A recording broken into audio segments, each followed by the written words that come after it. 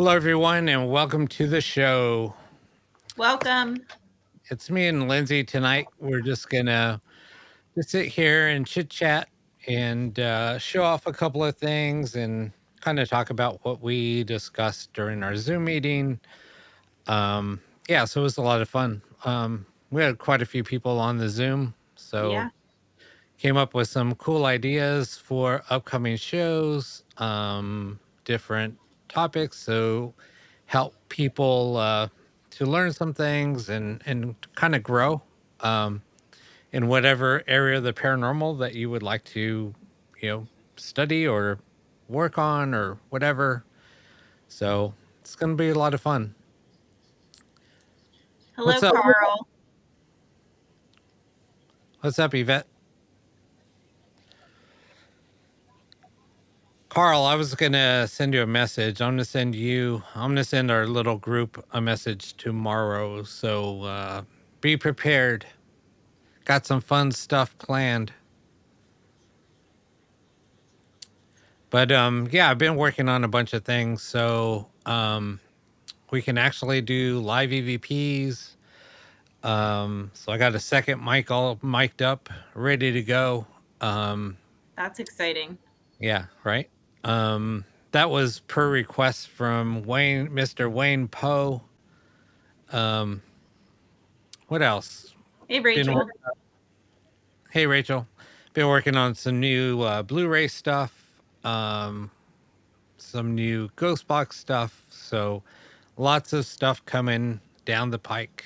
So just be prepared. It's gonna be a lot of fun. Hey, Amy. Hey, Amy. I got to turn my phone off. Sorry, just forgot I'm to turn. just hanging out in my robe, guys, so don't mind me. She's all comfy. I told Rob, I was like, I'm just gonna wear my robe. I don't really care. I'm comfy, and it's 11, and it's ready for me to be chill. Yeah, and it's pretty freaking. It was warm out today, so it's pretty warm in here. I'm sweating. So, yeah, it's all right, Yvette. We'll have Yeah, other. we're gonna go over kind of what happened. Echoing again. We're gonna go over kind of what we talked about, Yvette, on our Zoom meeting. Let me try turning. Some ideas and stuff. I'm good now. Okay. It's just randomly sometimes it's like, Yeah. Oh, good, Amy. I'm not the only one. Amy, are you getting any of the rain or anything over there? Because we've had tornado warnings out. I don't know what's going on over. Ooh, now I'm really echoing. Are you? I tried turning echo cancellation off, but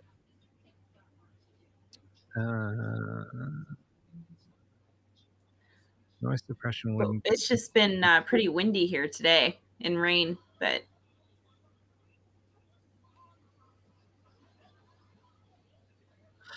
Yeah, Carl. So it's always hit and miss. Whenever you try to do sessions, things like that, at any time, whether it's a ghost box, whether it's a Blu-ray, any type of ITC communication, it's not always going to happen. It can be hit and miss. It could be, a lot of different things. So even setting the intent, sometimes they want to talk, other times they don't. So you never know what's going to happen. So also I was kind of messing around with shortwave radio, and I was picking up some crazy voices, and it was not really, let's just put it this way. They sounded different. Nothing, I don't think it was anything human. So there's that. So it's going to be kind of cool now that I have everything rigged up to do some new experiments. Yeah, so now I think things might even start picking up a little bit more. We'll see. I'm going to implement some different audio feeds and see what happens. So I'm really excited. So there's that. So much stuff coming. Oh my gosh, so much. No, no, I totally get that, Carl. But these voices that were coming through, are totally different. Um, Something that never heard before. So I don't know. We'll see. When was this? Been playing with it. I wanted to show you earlier today, um, but it was yesterday and today. Oh, okay. Yeah, I'll show you tomorrow. I'll pull it up again and show you tomorrow. Hey, Hello, Gainer, Gainer. how you doing?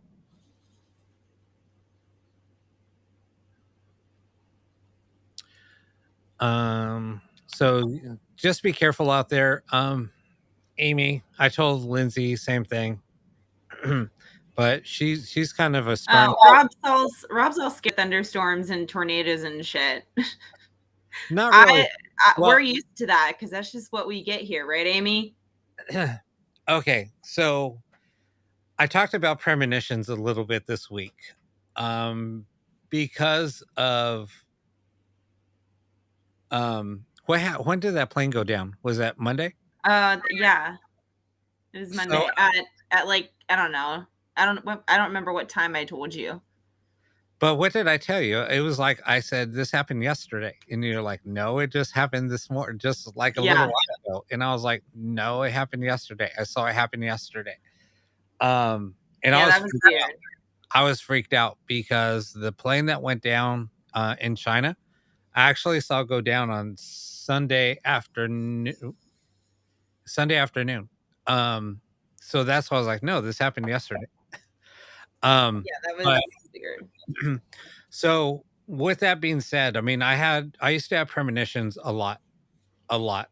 I mean, more than I can even count, more than I would prefer it to happen. So the reason why I'm so freaked out with lightning, because I've had premonitions where I was struck by lightning. So anytime I see lightning, I get really freaked out. I have to stay indoors. I'm afraid to go out. It's just really scary for me just because of the premonitions. And then when I do have a premonition, they usually come true. Um, so, and I was talking to a couple of people on uh, on Facebook Messenger on a group chat, and I was talking about when I was younger, I used to have deja vu. Um, it would happen 3 to 5 times a day. Oh wow. It was happening so much that um, I would always say, "Oh, so and so is going to come to the door," and 3 minutes later they'd come to the door because I've already had that deja vu and I remember the whole scenario. And yeah, that person would come knocking on the door and they were like, "How in the hell did you do that?" It would happen constantly. So I would always say something, "Oh, so and so is going to drop a dish," and then it would happen. Um, yeah, it was just more than I could count, especially when I was younger. So when I saw that plane go down the other day, it just kind of was like, no. That's why I was like, so like, no, it happened yesterday because when I had that premonition, it happened Sunday afternoon, and then it went down. Because when I told you about it, you weren't surprised. Like Mm-mm. I'm like, did you hear about that plane go down? And you were like, yeah, it happened yesterday. And I was like, no, it just happened like 2 hours ago. And Right. you were like, no, I saw it yesterday on the news when I was napping. Yeah. So yeah, it was just really strange. Um, So yeah, it's just that's just one of the things like what we were talking about on the Zoom. We're talking about doing different types of topics, different uh I guess different groups that people can join and kind of participate. And then we'll all come together and share our experiences, things that were happening, and probably come on the show and maybe on Wednesday's show and talk about it. I we both Lindsay and I kind of collaborated and put some things together, and we posted it up on the group chat or on the group page. So if you guys are interested, you can go to the group page. I will share the group page for those of you that are not part of that yet. Just give me a second. I'll share that. I should have already had this ready to go, but that's me. And I'm not saying the word, so I'm just doing it. I'm still echoing. What the heck? Maybe it's something on my end. You have the mic on your computer on or your headphones? My headphones.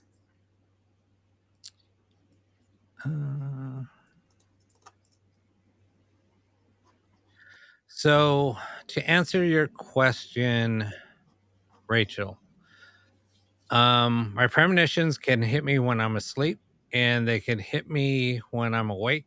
Usually I'm in a twilight sleep mode where I'm not awake, but I'm not asleep.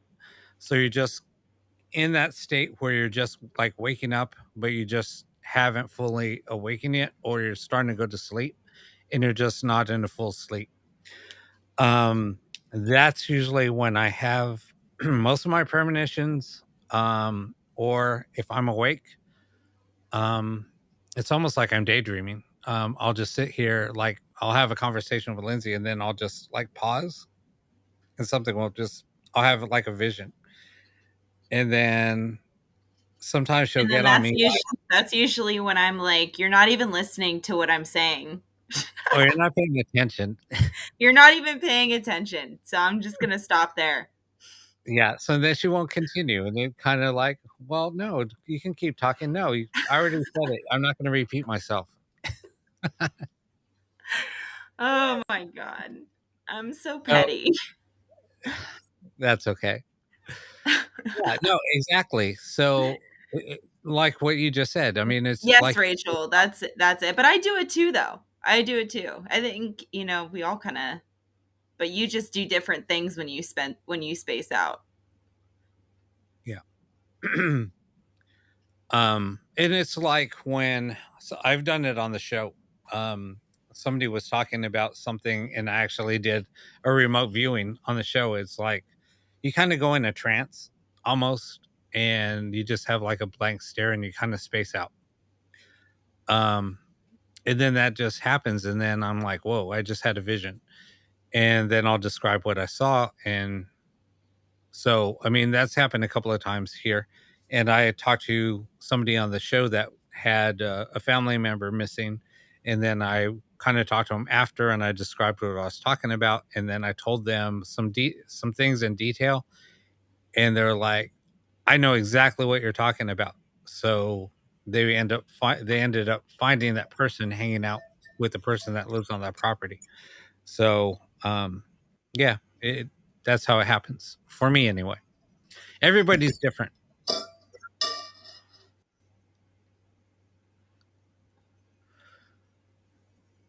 Angelique, welcome. So you're watching Purple Dahlia's show. I know that she did a show probably a little while. I mean, a few hours ago. I think I don't know. 2 hours ago, maybe. She was just on. Oh, was like she? Not even an hour ago. Yeah. Oh, okay. Well, but I don't know if she's still on. Yeah. I watched her for a second. So I was just getting all caught up on the chat. So I'm all caught up now. Yeah. So, I mean, things can get a little intense. I don't like having, I guess, bad premonitions. So it's, some things like that are very tragic, because I've had some, that happened to like some friends, but usually I've learned to not say anything. And just let them come to me with something that's happening or that has happened. And I just don't say anything. I've learned my lesson early. When? No, because I mean, I've had a premonition that somebody was very ill. I didn't know exactly what they were, that they were gonna go to the doctor and they're gonna find out something, and that person ended up having cancer. So Yeah, that's crazy. so yeah, and I've kinda mentioned it to them that they were gonna go to the doctor and find out some bad news, and I said that to them, and then they were, like, freaked out, and then they were, like, devastated when they found out, and, and I said it when I shouldn't have. Um, Yeah. but I was young. I mean, I was, what, 18, 19, I think. I didn't know any better. Yeah, that was at the time where you weren't even really getting into this, you know? Well, barely, but Yeah, not not like enough to know. not like this, right? Yeah. Uh, so yeah, it's crazy.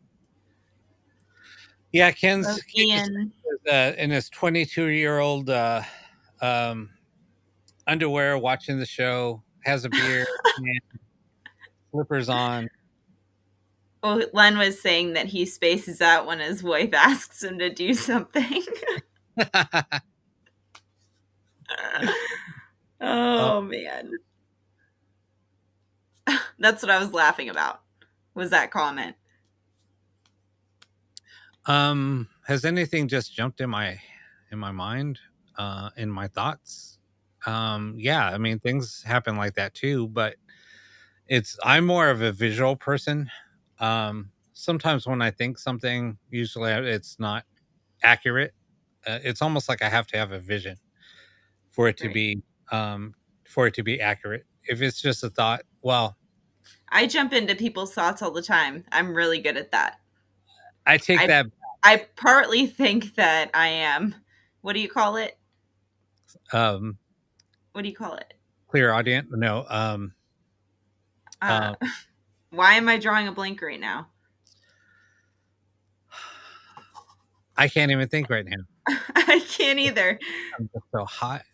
Um, But that.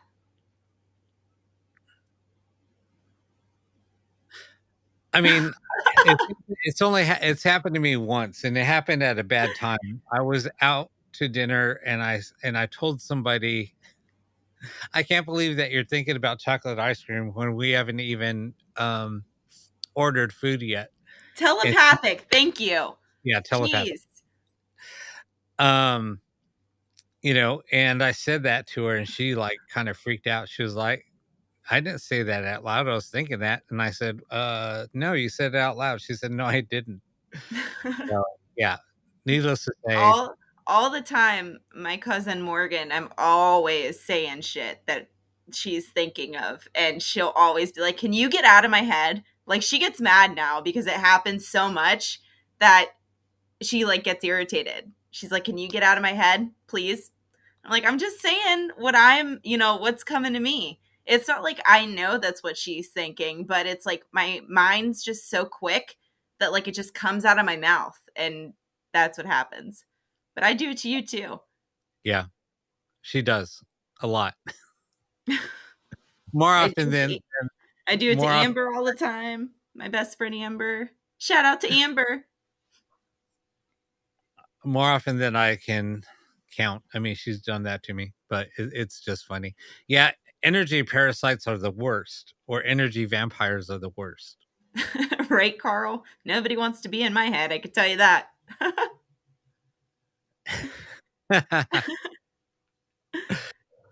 um, Oh yeah, man. where is Purple Dahlia? She needs to get her butt on here. I'll message her. I'm telling her that you're calling her out. Yeah, yeah, do it.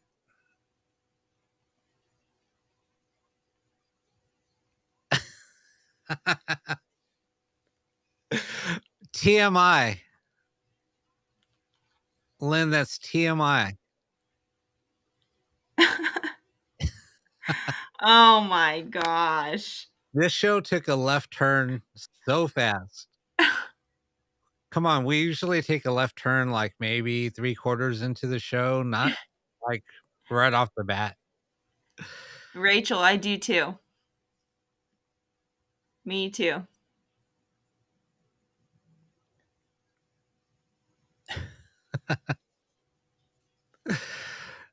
Oh my God. Welcome to Naughty Paranormal Hour. Exactly. That's what this should turn into. Wednesday nights are going to be the naughty nights. And it used to be Saturday were the naughty nights. Not anymore. I think Wednesday nights are the free for all.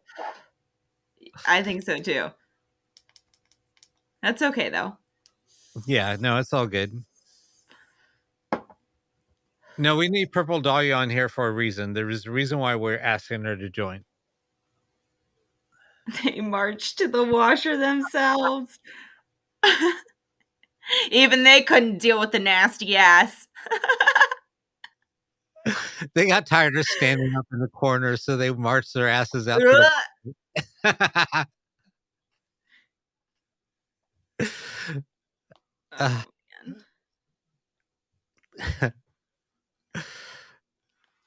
Oh my God. This is just the show's going left really quick. It's like NASCAR, left turn. I'm sitting here watching now I can't think of things today with Kramer and what's her name? What's the show called? Seinfeld. Yes. All right, that's it. I'm done trying to think. Yep, Lynn's underwear has racing stripes. They probably have drag strips. Oh my God. He needs some new Gucci's. Rob has not ever heard underwear called Gucci's. Let me just throw that out there. Never. He asked me why I was calling them Gucci's, and I'm like, that's what you call underwear. Nope.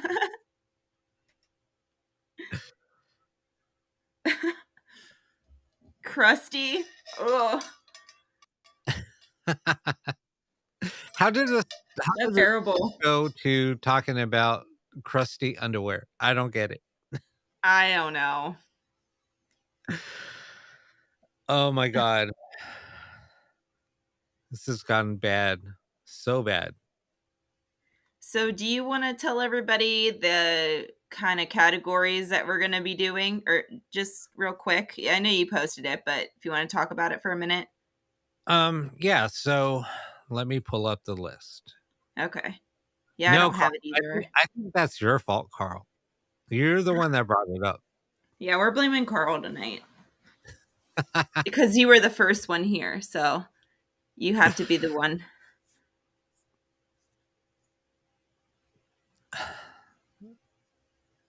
Remember wedgies.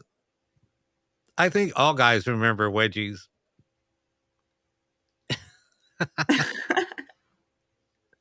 Let me pull it up really quick. Okay. I could probably actually screen share it. Let's see. Yeah, there you go. Let me pull it up.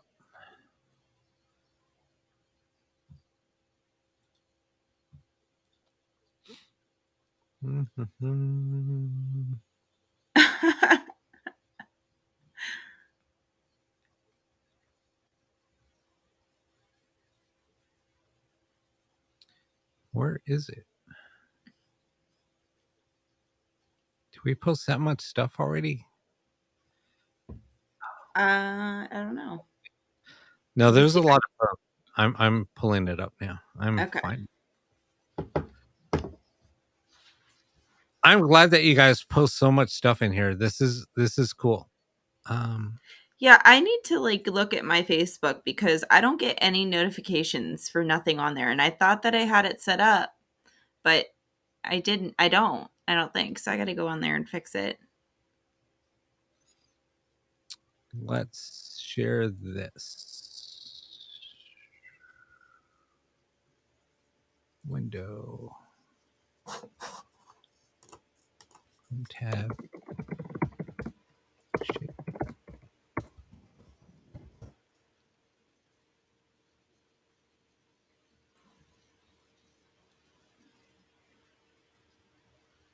I don't know if I can. Can you guys see that at all? No. Super tiny. I didn't think so. Let me remove that. We'll just read it. Hey, Christina.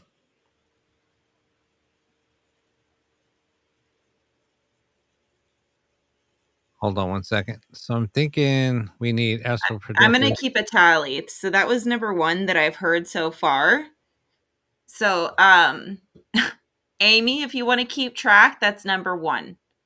We'll just write that down for you to say, hold on. Oh. Damn it. Did I say it? Yep. Yeah. But that's okay. I'm keeping count.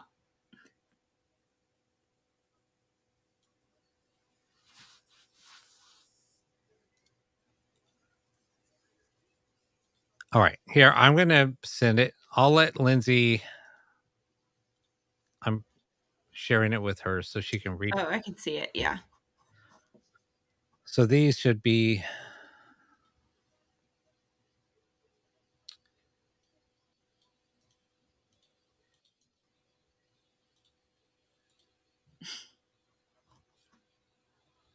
I'm just reformatting this. So.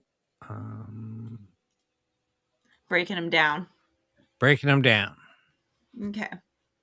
Yes, Kevin, something is going on with Lynn's boxers. We're taking a collection to buy him new ones for his sake and his wife's.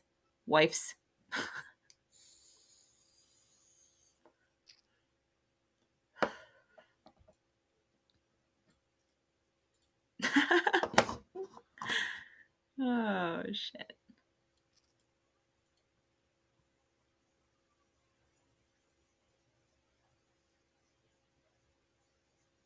And yes, Suzette, that's what we're doing right now. We are keeping track.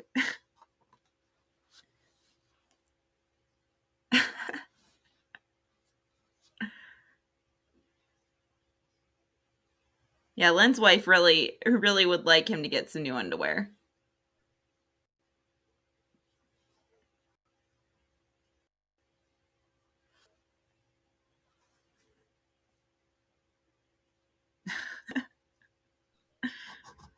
Oh, man. There you go. There's the topics. Okay, I got it.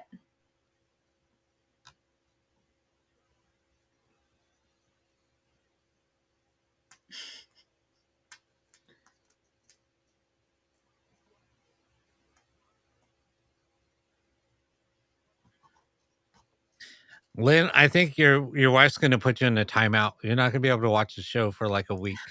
No, she's happy because we're going to take a donation to get Lynn some new underwear. She said, yes, please. Thank you.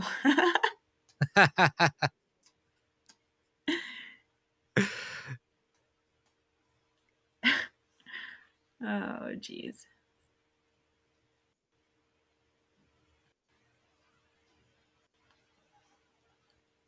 All right, we're waiting for you. So here, for who? Me? Yeah. What do you want me to do? I want you to read these. Okay. Well, you want me to read them in? I don't know much about the first one, so I thought you would start off with that. No. So basically what we did was we broke down we have different categories for people that would like to participate in a focus group. And there's quite a range of different topics within these focus groups. So we broke it down into 4 different groups. Now I know that Carl wants to do automatic writing. Yeah, I thought I saw that in here. It's there. It's under spirit communication. Yep. So there's different types of spirit communication. This is like going back to like old school spirit communication. This isn't including ghost boxes. That's a different area. Okay. So if anybody that would like to, participate in these focus groups, now don't look at it as work. Look at it as something fun. You know, Hey, you guys Purple. can, come together as a group. We can set up different focus groups. We can set up different chat groups, whatever we want to do to break it down. I will probably participate in probably all of them, Yeah. just because I have nothing better to do. Um, Yeah, I uh, probably will too. so I mean, it's just because I'm always trying to learn. Right. And when I get to work with other people, especially something that I have passion about, I love to just dedicate some time and energy into these projects. Um, it's just I mean, something our end goal is for everybody to be, more aware and understanding about all of these things. Because I don't know a lot about remote viewing and even automatic writing. I don't know much about. So I'm excited to be able to understand a little bit more. Because sometimes, you guys will talk, like you and Carl talk about stuff that I don't understand. You know what I mean? I want to be at the level with everybody else of where, different things, different communication things. Yeah, no, exactly. So, like, and this is what's going to help people grow, and learn about something that they're interested in. So, if people are like interested in the paranormal, then I'm going to head up like a paranormal 101 course, like just breaking down the basics of starting an investigation, what it takes to investigate, different things to do to protect yourself before investigating, steps to take to learn the history on the location, how to gather information or gather evidence, how to use equipment, what equipment does what, Right. um, going back to the basics, using just a compass, pen and paper, a recorder, and a camera. Right. And then basically that's all you need. Um, and I could tell you the differences in why, different equipment works better than others, and things like that. Then we can have, let's say, another group doing modern ITC, which includes ghost boxes, visual ITC, whether it's being um,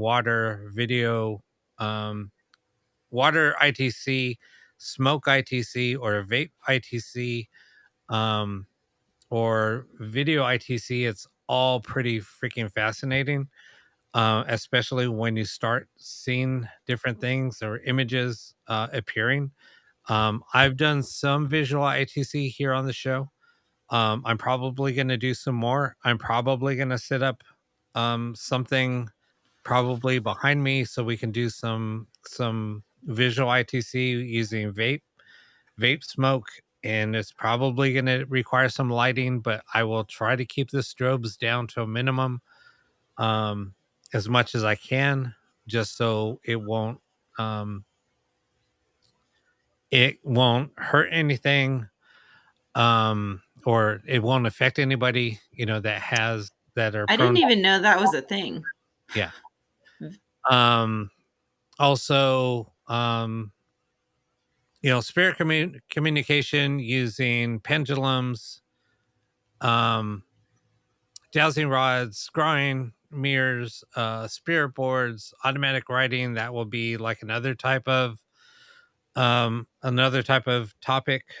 What else? And then remote viewing and astral projection. That would be Yeah. another topic. So, like I said, we have a bunch of different things that we can work on. Um, and I'm going to go ahead and darn it, I deleted something. I'll recopy it.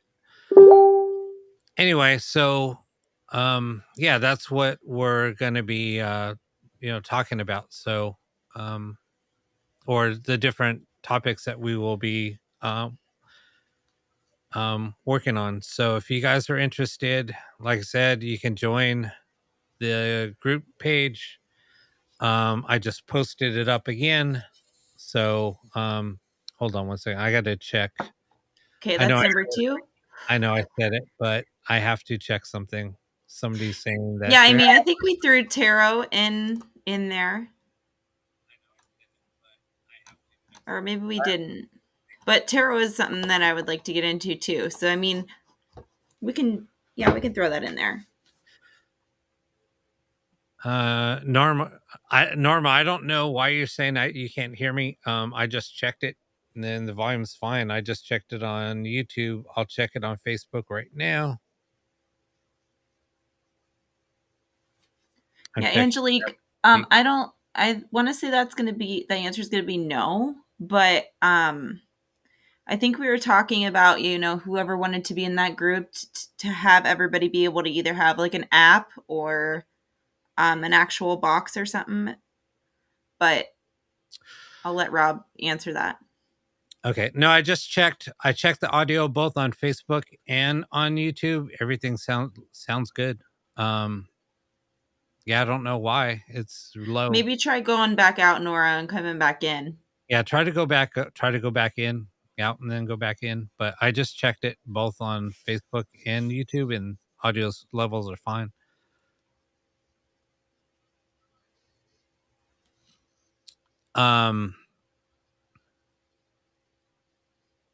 Well, yeah, tarot would be. Maybe I didn't. Maybe. Oh, you know what? Maybe I missed that. So yeah, I mean, tarot would be also another one. So yeah, tarot would be another type of communication, but that would be under its own, because there would be another category that would be under tarot. Maybe we can.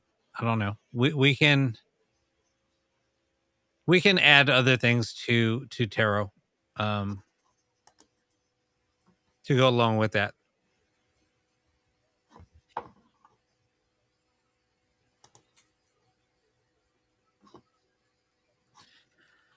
Yeah, so Angelique was asking about the spirit boxes and stuff.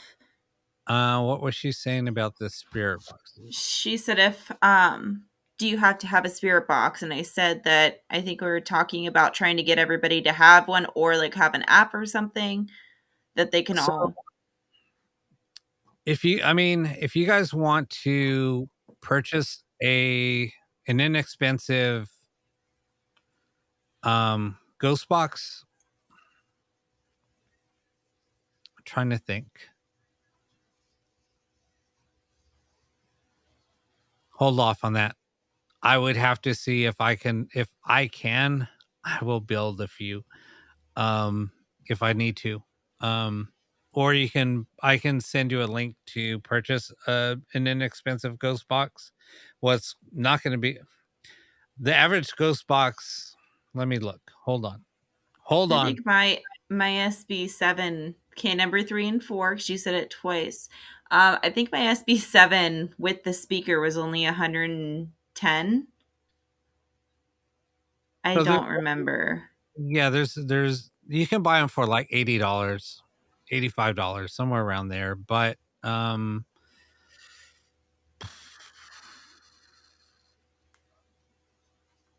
if we hold off for a little bit, let me see if I can try to get some magic happen. Let's see if I can make some magic happen. So, but I mean, yeah, let me see what I can do. I'm going to have to find some cases, because I've been getting a lot of people that have been wanting them anyway. So I'm going to have to see if I can get some of the cases that I was using in the past. If I can, I'll build a few boxes. If I can't, then I'll have to figure out another way that I can do it. So, yeah, Len, I don't use mine much either. I think I used it, when I first got it, and it kind of just sits there because I don't like the way that the speaker makes it sound. So I can't really hear it without the speaker because my ears suck anyways. So I just kind of don't use it as often as I thought I would. I was really excited to get it, and it kind of like made me, I don't know. It wasn't all that it was cracked up to be, I guess, is what I should say. Well, because using a ghost box, it's different. Um, when like the ghost box that I sent Lindsay originally, the Senjin, those work pretty good. Yeah, Um, that's my go-to. I love that one. I always have good feedback, and I can actually, I mean, even though it is staticky, it's not that bad.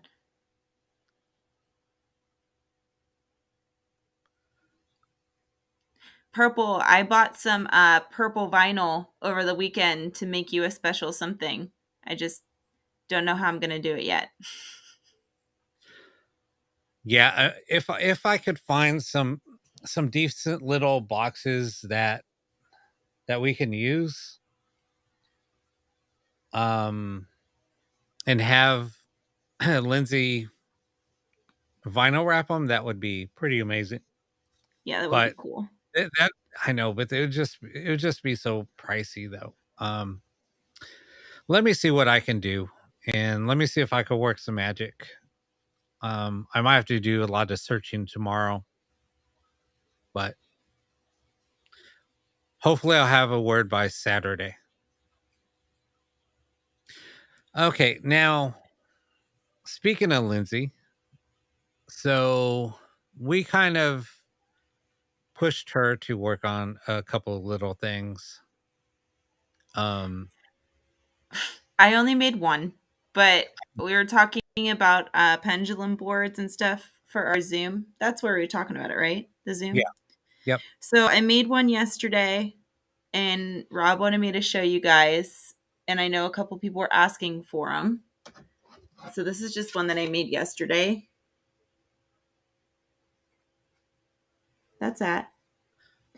They're 8x8 and it's wooden, and then I polyacrylic over top of it so it's nice and shiny. So if anybody wants one, I can make it anything you want. You would just need to give me an idea of what you wanted, like crystals or mandalas or spooky stuff. I was gonna make a Ouija board one, but I can't. I gotta design it how I want to design it, and I haven't done it yet. So I'm getting there. So she will be making some, and we'll be posting them up for sale. Up on the paranormal on the Parawakening site. We'll have them posted a few other places. So Yeah, they'll also come with a pendulum. yeah. I'm gonna get some pendulums to go with them too. Um, Um, Hold it yeah, up one more time. That thing is badass. and then yeah, that's that. But the other one that I have to make, I don't know what I haven't done it yet because I don't know what I want yet. So I like them to look perfect because if they don't, I get angry and then I just give up. And that's what happened over the weekend. I started doing them a certain way with my sublimation printer instead of vinyl. And I was having so many issues. Rob will tell you I was just irritated and I gave up and I was like, screw it, I'll just do the vinyl. So I think it came out pretty good. Thanks, Yeah. Carl.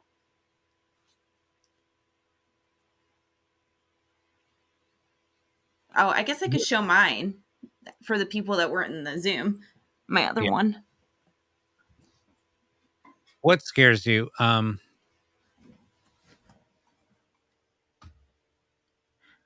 Oh, I think she was talking about ghost boxes. Okay. Well, I mean, a ghost box are really not nothing to be afraid of. You just have to, like I said, it's like anything else. You have to protect yourself. You have to, close the session when you're done. Um, there's not really nothing to be afraid of. It's just like coming on here. You listen to ghost box sessions. It's kind of the same thing. I mean, but the device is just there with you.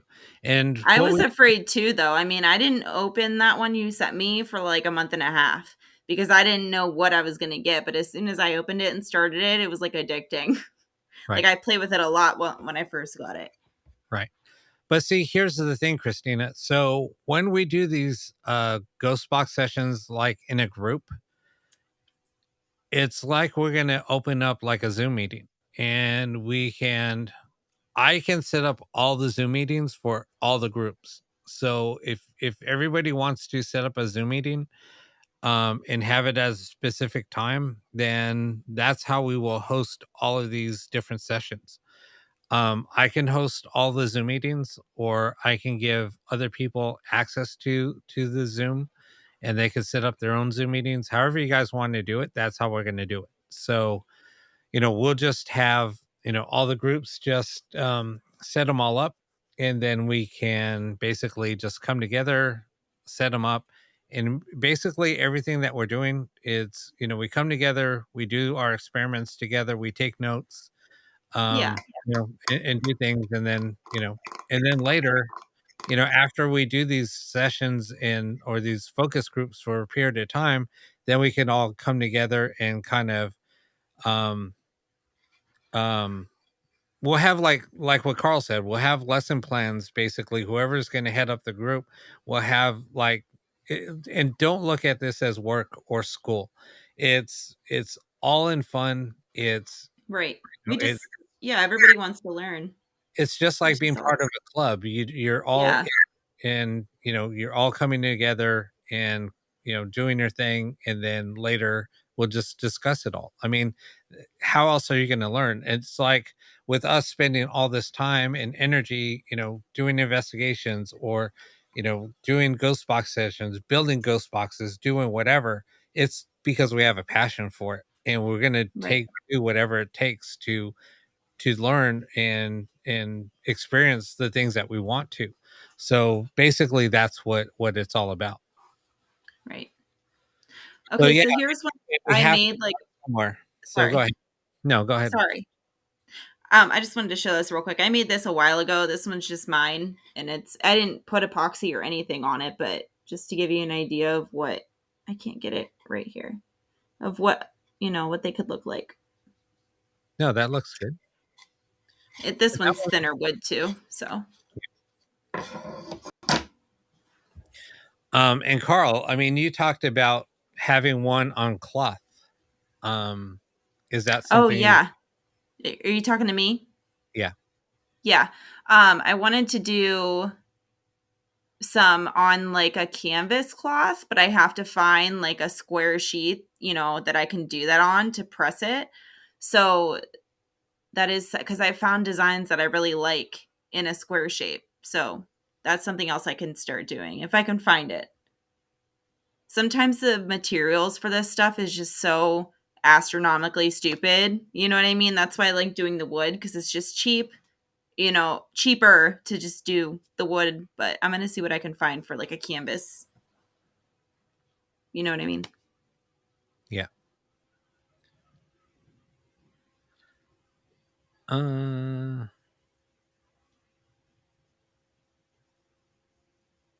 She said can burn on velvet. I don't know. Oh.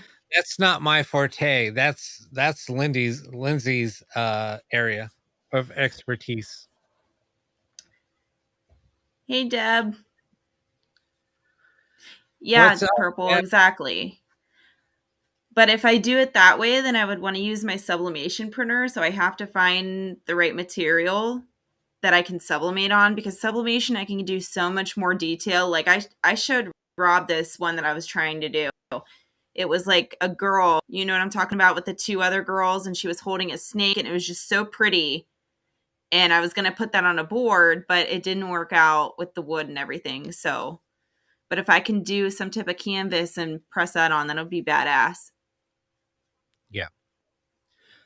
So, I mean, this is just basically the start. Like what Amy said, we all have to begin somewhere.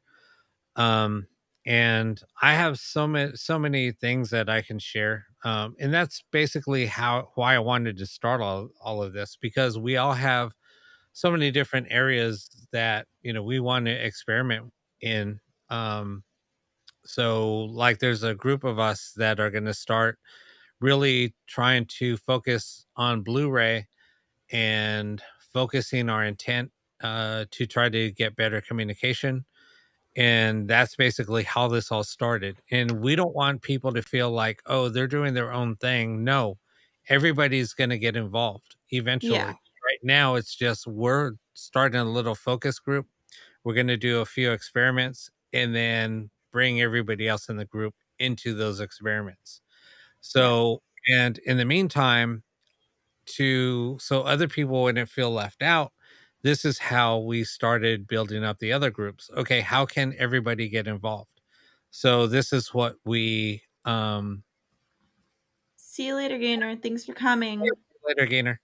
So that's why we started trying to figure out what other people would be interested in, and that's what we talked about during the Zoom meeting. So basically that's what we're planning on doing. So that's for anybody out there watching. I mean, this isn't only, people that have been here for a while.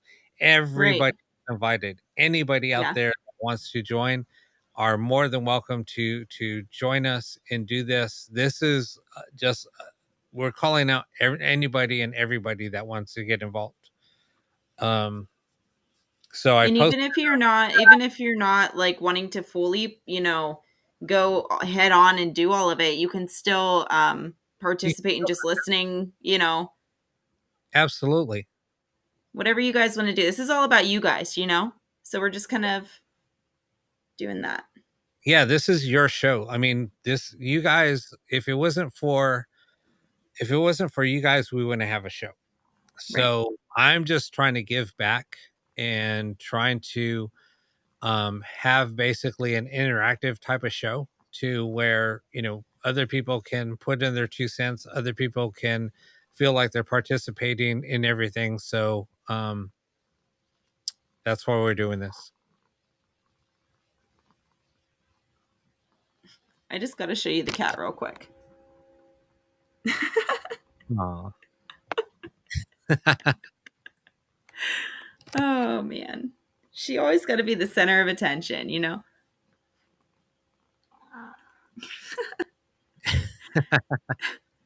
No, Carl, exactly. And that's basically where my intent is. And that's why I've been trying to figure out other ways on working on communication. Trust me, not only am I focusing my intent, I'm also trying to bring in other communication in, and I'm constantly focusing on different ways to bring it in. um Look at what I did with the modified Blu-ray. um there's so much more coming through, and there's so much more potential there. um it's just gonna it's my mind is just like constantly spinning. um and poor Lindsay sees that a lot. Oh, not poor Lindsay. I like listening to all your ideas. Well, Yeah, sometimes it's purple. It's like we're the University of Paranormal, Parawakening University. it's not really that. I mean, it's not everybody has the answers. The only thing that I can do is share my experience. And that's the only Yeah. thing that I can do.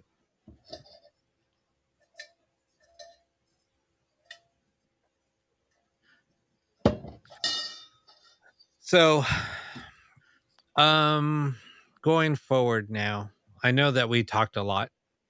We talked quite a bit, and we shared a lot of information. I don't know what is some of your feedback on this so far? What we've discussed.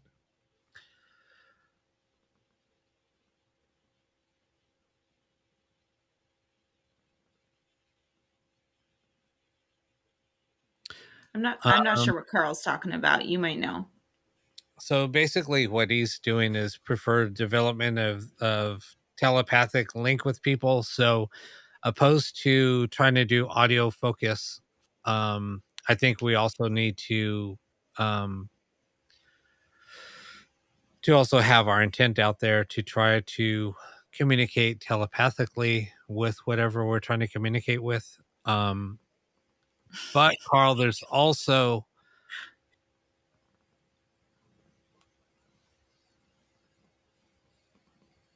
yeah, we can Send me $500. I'll send you a PDF document stating that you're a certified demonologist. I will we're actually charging for these classes, guys. We're charging now. We're at that stage. I'll have you write an essay. Once you submit your essay, I will submit a PDF document certifying that you're a certified demonologist.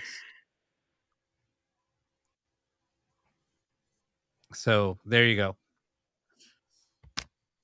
Oh, that's funny. But that's never mind. I'm not going to say it. I'm not going to say What? it. Say it. That's a true thing. I mean, that really does happen. There's somebody out there that people charge to get that? $500 to be a certified demonologist. Are you kidding me? Yeah, the only thing you have to do. Oh my God. Send you an online course, and then he will send you, after you turn in your essay, he'll send you a PDF document saying that you're certified. Okay, first off, when you're doing demonology work, okay, no one in their right mind is going to be like, "Oh, can I see your what do you call it? Can I see your licensing? Your doctorate? Can I see your doctorate?" Like, no one's ever going to ask that. So that's crazy. That's funny. Yeah. I know, it's funny. It's so funny. And there's people walking around out there. I know a few of them that were saying that, yeah, I'm a certified demonologist, and I would laugh. And they were so afraid to go into a location where there was dark energy. So funny. True story.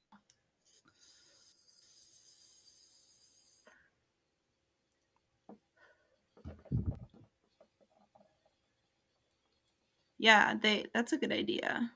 Sorry, I keep messing with my headphone because it's bothering me. So if you see me doing this, I apologize.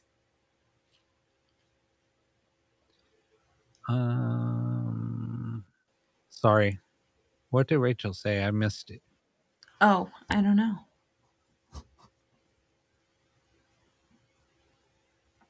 Oh, she wants to know everybody's story. She thinks it'd be cool if we had that. Who wants to come on? I'll start sending out links. Whoever wants to join. Yeah. I can start sending out links. They could join the show. Who wants to come on right now? We're calling everybody out. Seriously though, that could be a thing. You know, whoever wants to come on, whenever, we can start sharing.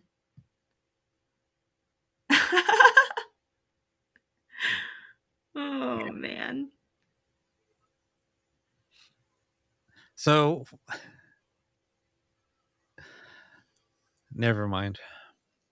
What? Christina, you're up. Carl's calling you out. How, man, he's really on one tonight. Yvette, you can come on right now. Come on, Lisa.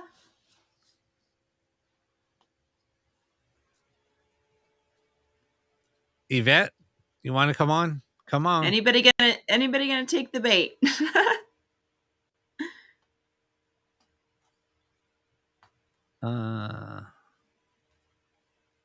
Has anybody tried tuning forks to capture EVP? No, but I've used water. Pouring water from one bucket into another.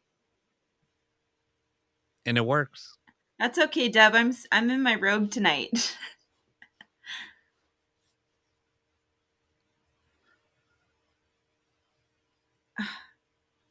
These earphones. I am seriously allergic to this silicone. That's what it is.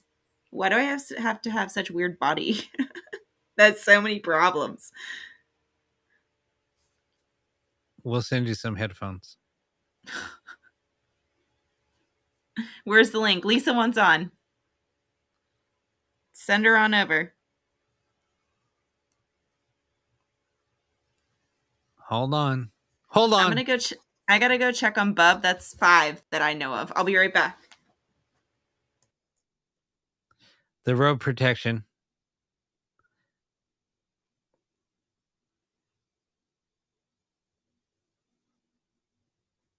Oh, do you have the link still? I sent you the link a while back, so you should still have the link. Who else wants to come on?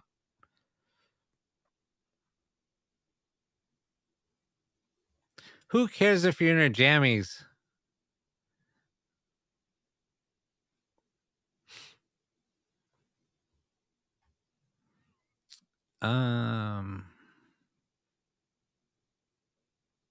Yeah, manual tuning a ghost box works just as good.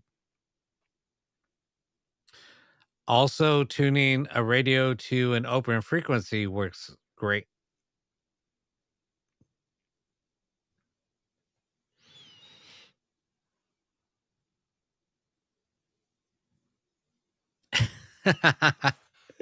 Len, you're so funny.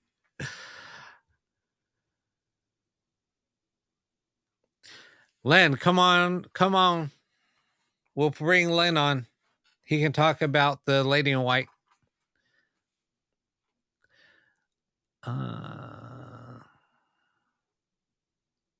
Yeah, no, water works good. I mean, water works wonders on all types of different types of experiments for ITC.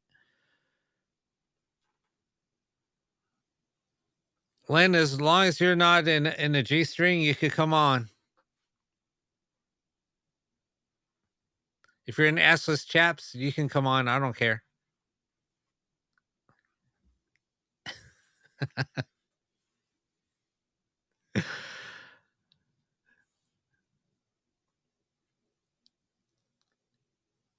Hey, Kanga, welcome. Hello, Kanga.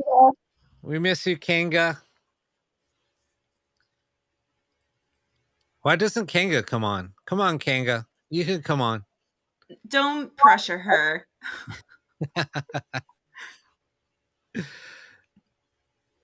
Sorry, I had to have some of the Mexican chips I had tonight. My tortillas. All right, so Lisa said she needs a link. Okay, send her. You know what I'm really mad about? I'm just going to throw this out there. How I threw my dinner away. I told you not to. So mad at myself. I told you not to. Hi, Margaret. Anybody else need the link?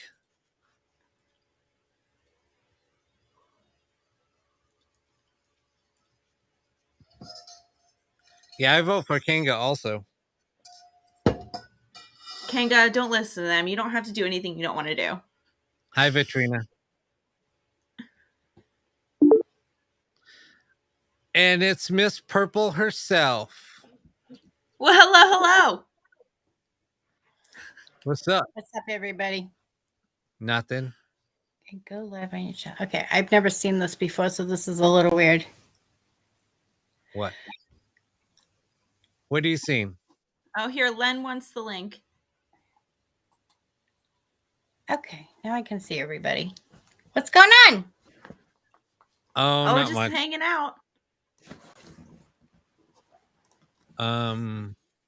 Purple all the way. Yeah, guys, don't be afraid to go live. I have to show you this color vinyl I got for you because I called Rob while I was in the store because I'm obsessed with it.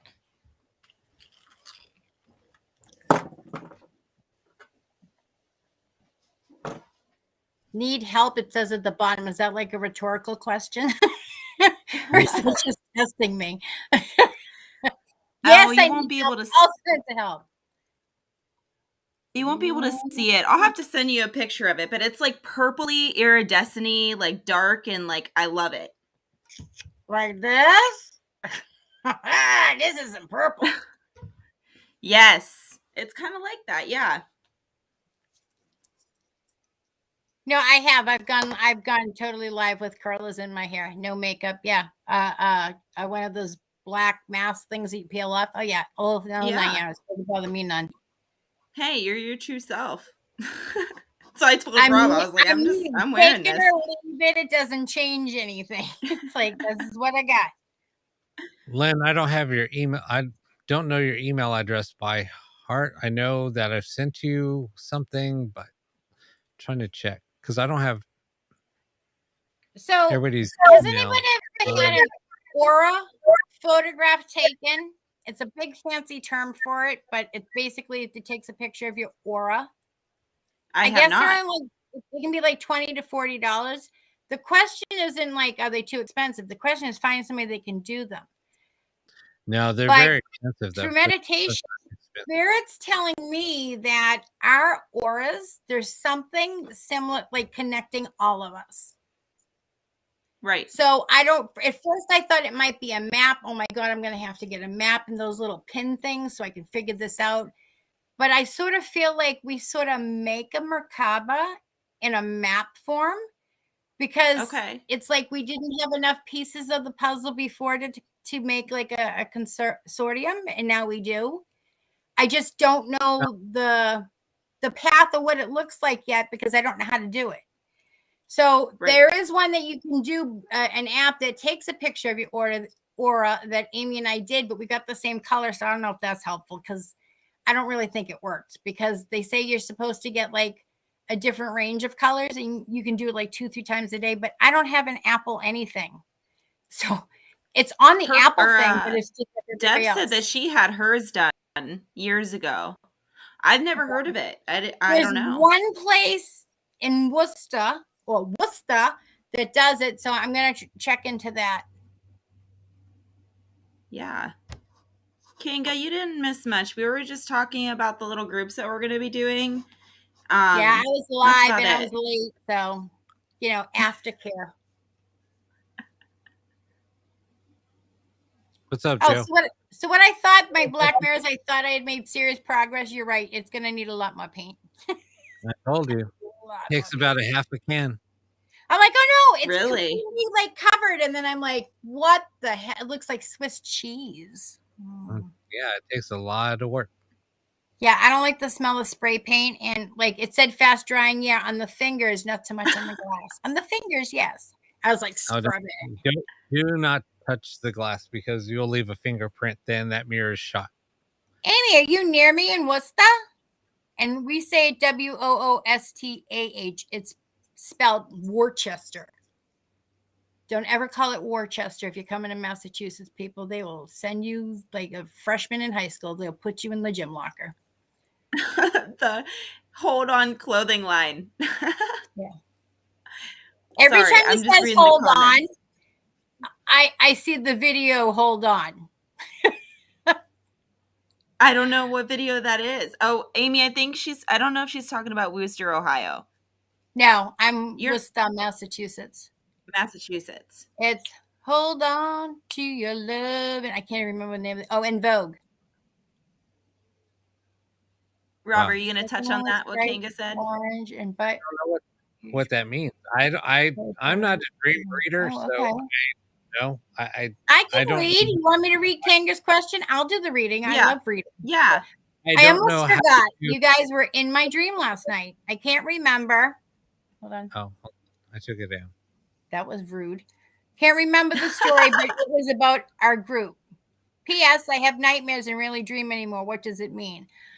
I used to always think that there's something wrong with me because I had night terrors. It turns out whenever I would have a good dream, my mother would panic because that would mean that something bad was about to happen. So don't read into your dream thing too much because I know people that when they've gotten their awakening, they went from lovely night's sleep, waking up, oh, good morning, sunshine, too. Are you kidding me? Like, again? Right. And I know for a fact that when it's spirit is because I leave the room, I get the sweats, I'm shaking. I know I turn pale, like I'm not already pale. Have my ice water, go back. I go to lay down, and the dream starts right where it left off. And I'm like, oh, no. Because usually if it's not spirit, then you can create yourself a door or change the perspective. But when it's spirit, no, they just lay it on thick like peanut butter.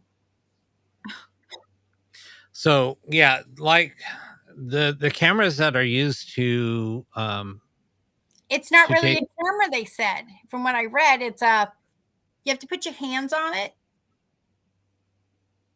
Like not throwing hands, but like there's a plate or something. There's a big fancy term. And I'm also going to try to make I can't say it, but a permathium. Came up with these names. A mirror box, one of those permathium things. Like Here's the correct name for it. Yeah, that's it. Curlillian, whatever. But yeah, but those cameras aren't cheap. Kanga says, I have PTSD and really haven't slept for 10 years. Welcome to the club.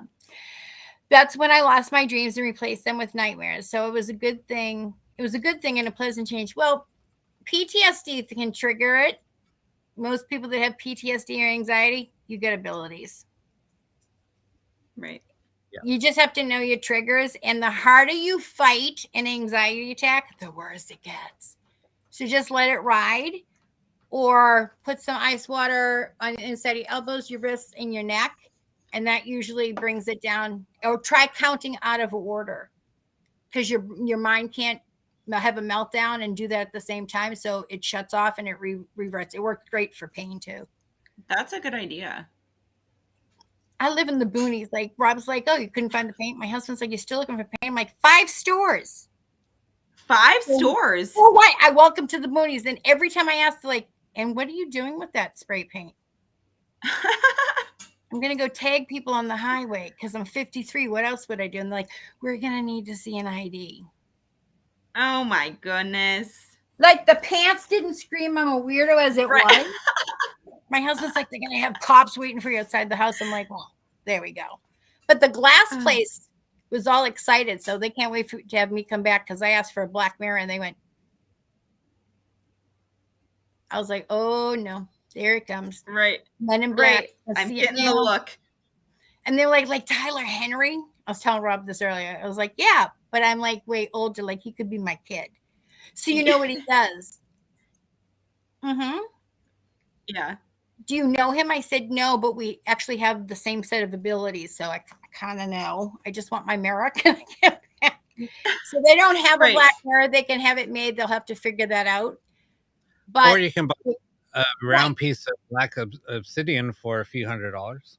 I have a piece of black. Yeah, ask Rob what happened with that I story. have a piece of black tourmaline, and I get a witch's ball, but they're gonna cut me a glass, and they can cut it in any shape, and they're gonna bevel it.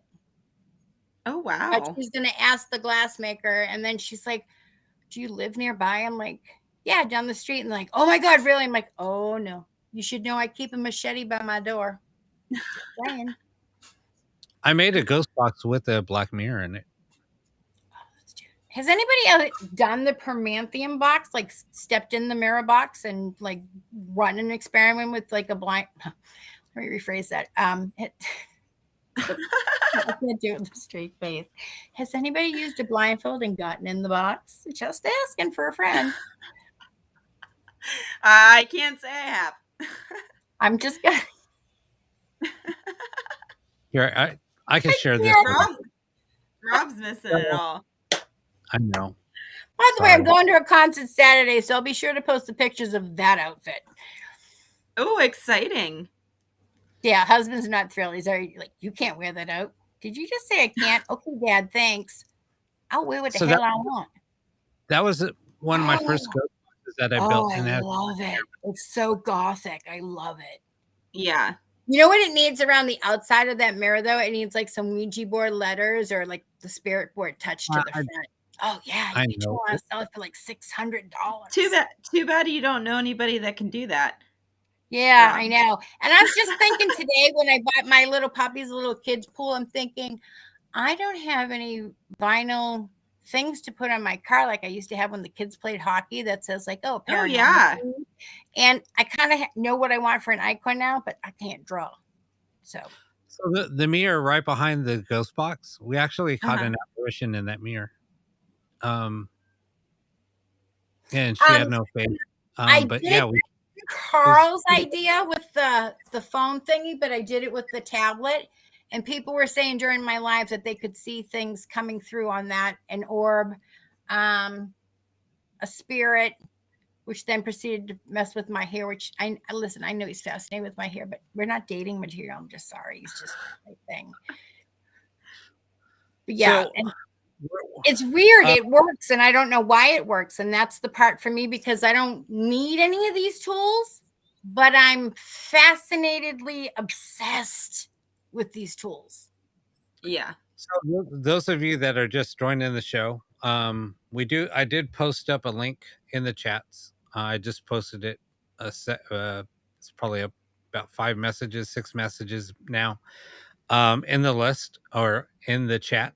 You can click on that link if you want to join our private group or little show group. And basically, we're doing different types of, I guess, focus groups. If you guys want to join, you can check it out. We have a bunch of stuff posted in there. So anybody that wants to join our little group, more than happy to you can go ahead and I want a pair of those. No, I made these. They cost like nothing to make. The thing is to try to find the old coat hangers. Yeah. Because you need one coat hanger for each one. And then this is just like literally $2 of copper tubing. Wow. Okay, that they pay me a lot of money to run these classes when I'm on the road, which I kind of crack up because, and they're like, so what else? I'm like, oh no, that's it. Ta-da. Because I don't have anything. And Vanna says, here I am. Right. But somebody in Gettysburg offered me $400 for these, which I'm an idiot. I should have taken the money first of all. And Rob Zarek's like, but you're not like that. I go, because you told me to bring my dowsing rods so that you could film it later. That's why I didn't sell it. I said, now if I could find the guy, I'd get like $450. Yeah, right. They're yours. So I put it out on the live tonight that if anybody see if they're interested in learning to make them, or do they want to just pay the shipping and I think it's like $2 for the copper tubing, and I can just make a bunch of them. But mine, I keep them simple because being a psychic, everybody thinks, oh, it's a sleight of hand. There's a magnet. Now these are almost as tight as my pants. So yeah, there's not anything in there. You're not going to find it. It's just to hold it. But I've seen people gussy them up with like Swarovskis and a little excessive. I need to figure out something for the tips of these because it will poke an eye out, which is good for those weirdos that come up and grab you and like, oh, you're a psychic, and you're like, and I bite. And I don't know why the you need like a little piece of rubber or something, like a little rubber tip. When we did them in PA, the woman had like I probably should have asked why she has a rubber melter in the back room. But anyways, she dipped them all. You know what you could do? You should put a thing of hot glue right on the end. I was using eraser tips or the crochet, not the crochet, the knitting.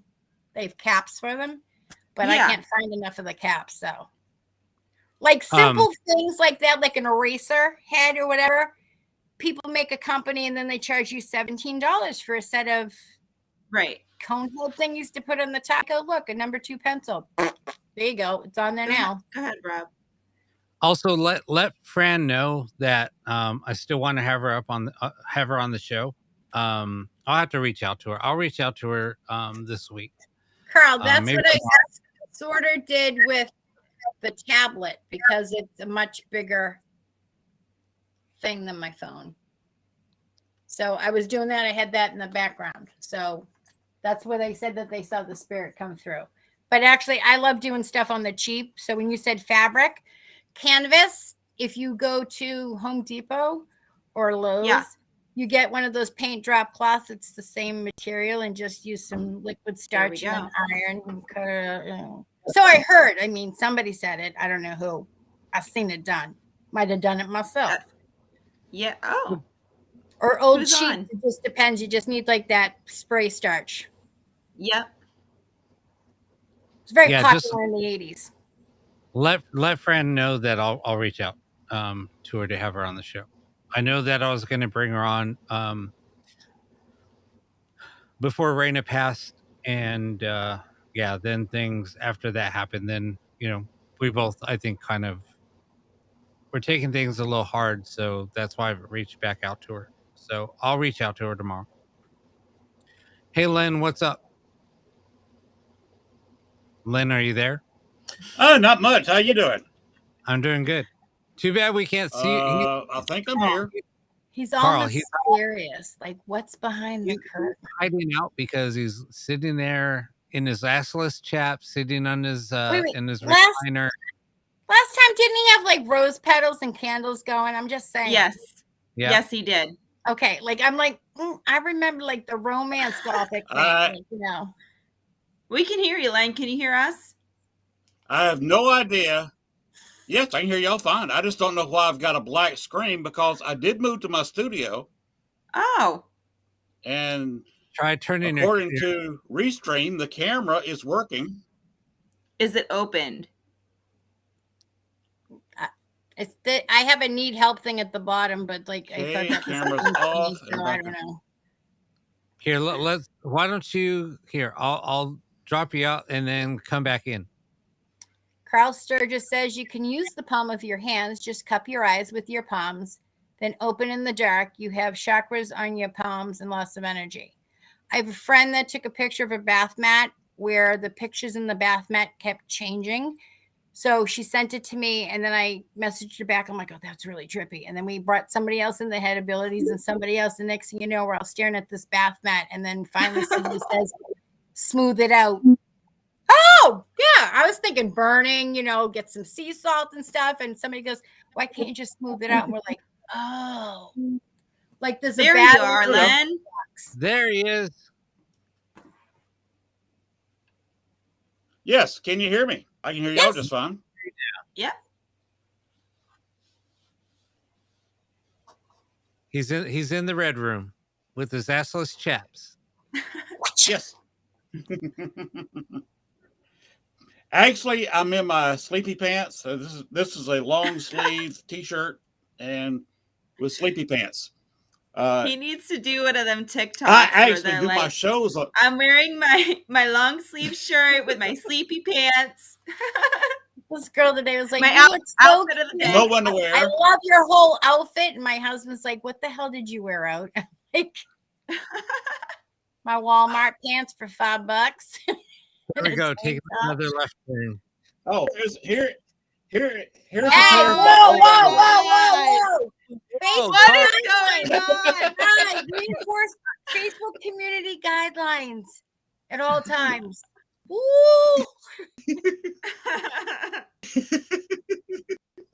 They're so worn. They're almost through.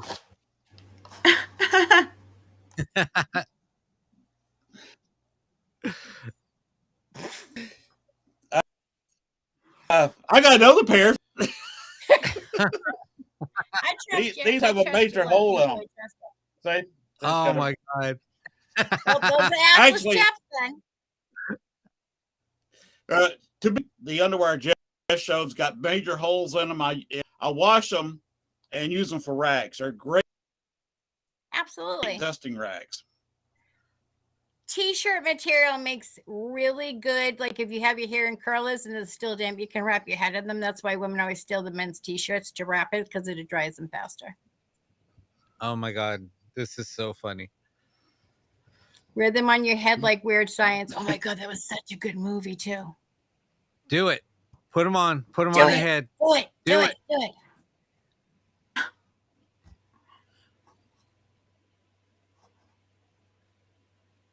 Is that for me? Like, I don't understand what's going on. Everybody, last time I did it on my phone, so I didn't get to see any of this cool stuff. No, I just want to let everybody know that's what I'm doing. Kevin Hart says, underpants that lead to an unspeakable dimension. Right? Amy says, okay, it's time to get some new Brit. Britches. Oh, britches. I was like, Captain Underpants to the rescue. Wait, what did you call them? Gucci's? Gutchies. Gutchies. You need some new Gutchies. Gauchos. All right, guys, I have to jump off here because I have to get Harrison up for school, so I need to be rested. Len hasn't blown the arsenet Arthur McKinga. I'll catch up with you guys later. All right, Lindsay. Bye, everybody. Sweet dreams, honey. All right, good night, Lindsay. Angelique's like, my eyes. But are they arseless? Right. I'm pretty sure there's nothing Yeah, it's a freedom there. Yeah. I have never worn chaps in my life, even though back in in the 80s when mechanical bulls were the thing. I used to ride a lot of right. mechanical bulls. In I was the very 80s, good at it. the mechanical bulls, right, Len? Right. Right after I Urban totally Cowboy. took that left turn. I'm thinking like See, there's the a chaps couple of would, rock bands that chaps, the leather will stick to either a real bull or a mechanical bull and make you stay there longer. I always did it in just plain old jeans. I had enough strength in my legs to hold myself on. What I would do is tell them to turn it up all the way, and they turn it up to 10 of 10. And I said, if I hang on for about 10 seconds on 10, start going back down and then go back up, and just do that till I come off of it. The original reason, though, was for some protection for friction when they would ride the horses or the bulls. And then it went from there to motorcycles to now they're just a fashion statement. All right, Lynn. Right. Now, Kevin Hart's got a good statement right there. Underpants that lead to an unspeakable dimension. I don't know where it goes up or down. No. He says, Kevin Hart asked a question. I'm going to share some paranormal stuff too. Okay. Go ahead. Share your paranormal experiences with us. So basically what we're doing is wanted to have other people come on and share paranormal experiences, since we are going to be doing some focus groups. So that's basically what we're going to talk about. Other people that want to come on the show to share some experiences, let me know and I'll bring you on. All right, go for it. Okay. Anybody what I was going to do is just share the. Go ahead. No, go ahead. Anybody that wants to do basically like a practice run for anything that you're not comfortable with, like as far as remote viewing and like grounding and meditation and stuff, I'm more than happy to pull up a live or whatever, or a group for us so we can do it, and we can take as long as we want. I really don't care. It's more like a comfort zone. I'm good with everything except the technology. That's where I'm going to be like, I don't get it. So anything else, I can go with the flow. So just know that I'll help all of you. But when it comes to ITC time, it's going to be like, can you make that in English? Wait, I'm sorry. Rose quartz usually works, Nora. Nora says some crystals can help with sleeps and dreams. Rose quartz is what I would recommend. I have never used crystals. I haven't used dowsing rods in 10 years, 10, 15 years. This is just one of my small I got pieces. some success out of them. Ooh, that's a crystal. This is Bertha. I found out that, that's beautiful. She's an equalizer in an argument. Most of the crystals that I get, put that in your purse. The quartz, are specifically from Arkansas, because I like theirs better. But somebody it turned up in my feed, and I messaged the guy. I guess because Arkansas, you can dig for your own diamonds, but I guess not far from location, not far from Murfreesboro. Not that I know where it is or anything. I'm just going to say there's a Dairy Queen down the street. You can dig your own crystals. So I'm looking in to see how much that would be, because I would totally be down for that. Barbecue, crappy clothes, and ice cream. Good times. The place you dig for diamonds is not very far from my house. I could probably get there in 30, 40 minutes from here. And that's so I guess you're going to be my iced coffee break. I'll swing by, pick you up. Because like my husband's like, who wants to do that for vacation? Everybody in the family was like, we do. He's like, you're all weird. You want to play in the mud. Yeah, we do. Because they will buy that diamond from you, and then I'll be getting my Lear jet, and I'll be picking everybody up. Lynn, are you using a full spectrum camera? No, I am just using a very, just a cheap webcam with a camera and speaker built into it, with the speaker microphone. And it, for some reason, it seems to pick up a lot of IR light, because the light I'm using in this room, Yes, it looks purple or pink, which is usually a result of a full spectrum camera when you've got IR and UV light shining down. And I have UV shining down from the ceiling. The bulbs behind me don't produce a whole lot of visible light at all. A little bit of red, that's it. But with this camera, it seems to be picking up a lot of IR light because they're supposed to be UV bulbs, but this turns out I think they're IR bulbs. Okay. So I come up pinkish purple. Here's a little bit of tidbit information. So basically, when people modify, I'm going to be a bearer of bad news, but when people modify IR lights or remove the IR filter from or the UV filter from a camera, that's not really making it into IR into a full spectrum camera. All it's doing is removing the UV lighting from or filter. They're just taking off that filter. So it's not really right. It's really not a full spectrum camera because there's still lights of the spectrum that the camera still will not pick up. So just a little tidbit of information. What's IR mean though? True. For us non-technical. Infrared. Infrared. Oh, okay. UV. I know what that is. I know what that is. Okay. It's a code word. Okay. UV is ultraviolet. It's the other end. They're at opposite ends of the spectrum. Right. And IR light kind of goes from a red to you wear black, heat. right? The infrared, isn't that the stuff that the reason why the people wear the black sweatshirts for the TV shows? It's not because it makes them better. It's because it does like an opposite thing, like a negative picture. No, it just basically helps you see in the dark. Right, like night vision. Okay. Yeah. Yes. That's what it is. Now, women out there, be careful when you go out on investigations and you're wearing black. When you have an IR light, black is almost see-through. Yes. So I can speak see from experience. Listen, just because you want to wear your girly stuff underneath because it makes you feel powerful. It's not so powerful when somebody holding the camera goes, those no. Especially if the lady is wearing a thin, particularly black shirt and got a bra made of usually synthetic material. And the synthetic material reflects UV light. It does. And the IR kind of looks through the black, and the UV reflects off the bra, and your bra is shining through like you don't even have a shirt on. Yep. It's even worse when you wear the Swarovski crystal bra because then it's just blinding. And you can actually see through the bra and see everything underneath. So it's basically like X-ray vision. Just warning from a camera guy. X-ray vision of your naughty bits.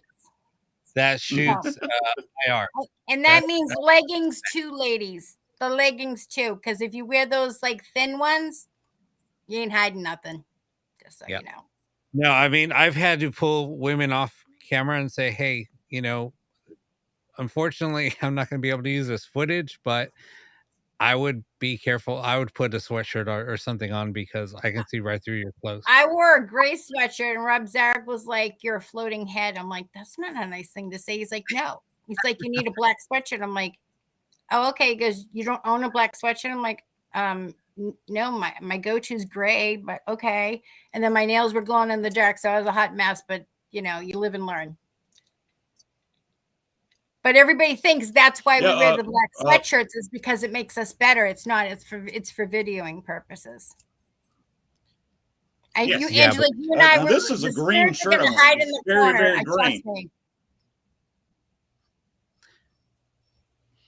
But what I was going to say about paranormal experiences, Rob, you mentioned the lady on the stone, the white lady, the most famous ghost picture ever taken by Judy Huff when she was a member of Dale Kazmarik's Ghost Research Society.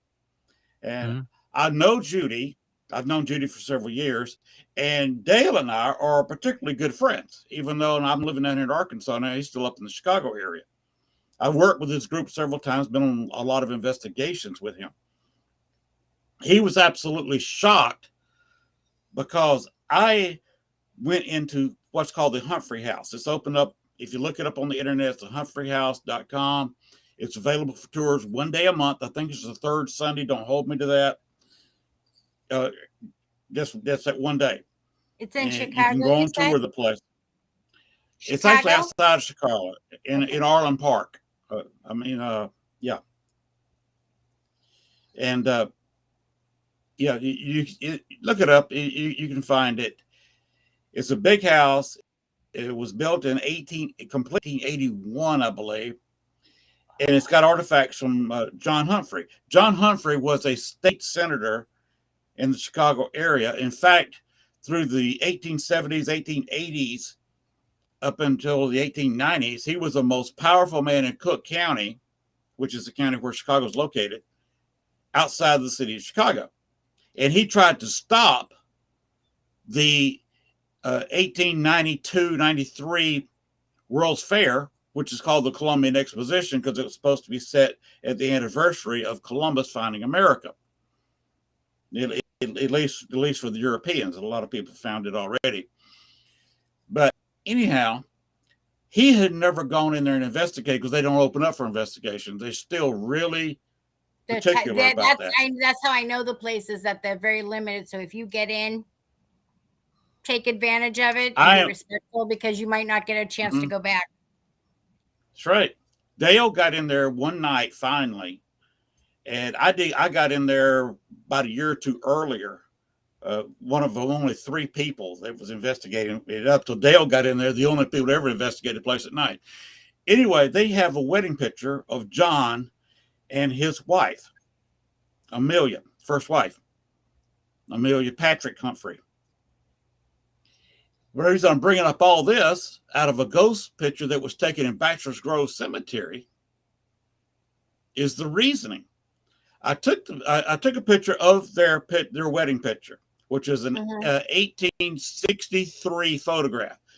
In 1863, photography was in its infancy. Rob can verify this. He knows about when the first cameras were built, and he could probably tell you better than I can how many cameras there were available in 1863 and just how well they worked.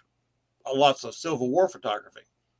Is this the ones that were doing on the tin types one, like a metal plate or whatever? The picture was put on the metal plate? They were a glass plate, and they took the lens cover off, and you had to sit still. They usually had a bracket behind your head to hold your head still while it burned. It got your reflected light and burned the picture. The picture's mostly yellow. They were doing the death photos, the famous death photo ones. Is that the correct time period? Okay. Yeah, somewhere like that. Rob can answer that question better than I can. Anyway, the picture is old and yellow, but I put it side. I took a picture of it, put the picture I'd taken next to the picture Judy Huff had taken of the lady on the stone, and y'all can look that up. Just look up ghost photo in the Google machine, and you'll see the lady sitting on the stone with a crosshatch pattern. Mm-hmm. It's got lines in the stone like this little square stone. It's an awesome. Anyway, picture. If you compare those 2 pictures, you'll see that the 2 ladies have the same hairstyle. Even though one's a profile, one's face on, you can tell they're the same person. And if you look closely, you can see a little bit of the dress in the ghost picture. It's a lighter color with darker polka dots, which is kind of unique design. And you can also see the in the wedding picture, that was her wedding dress. Hmm. The dress is the same. It's a lighter color fabric. Don't know what color it is, because the ghost picture was taken with IR film and with a 35 millimeter camera. You remember those, Rob? Like black and white, or black and green. I was thinking with IR film. So it came out a kind of a unique color. How would you describe that, Rob? Photography with IR film and a 35 mil.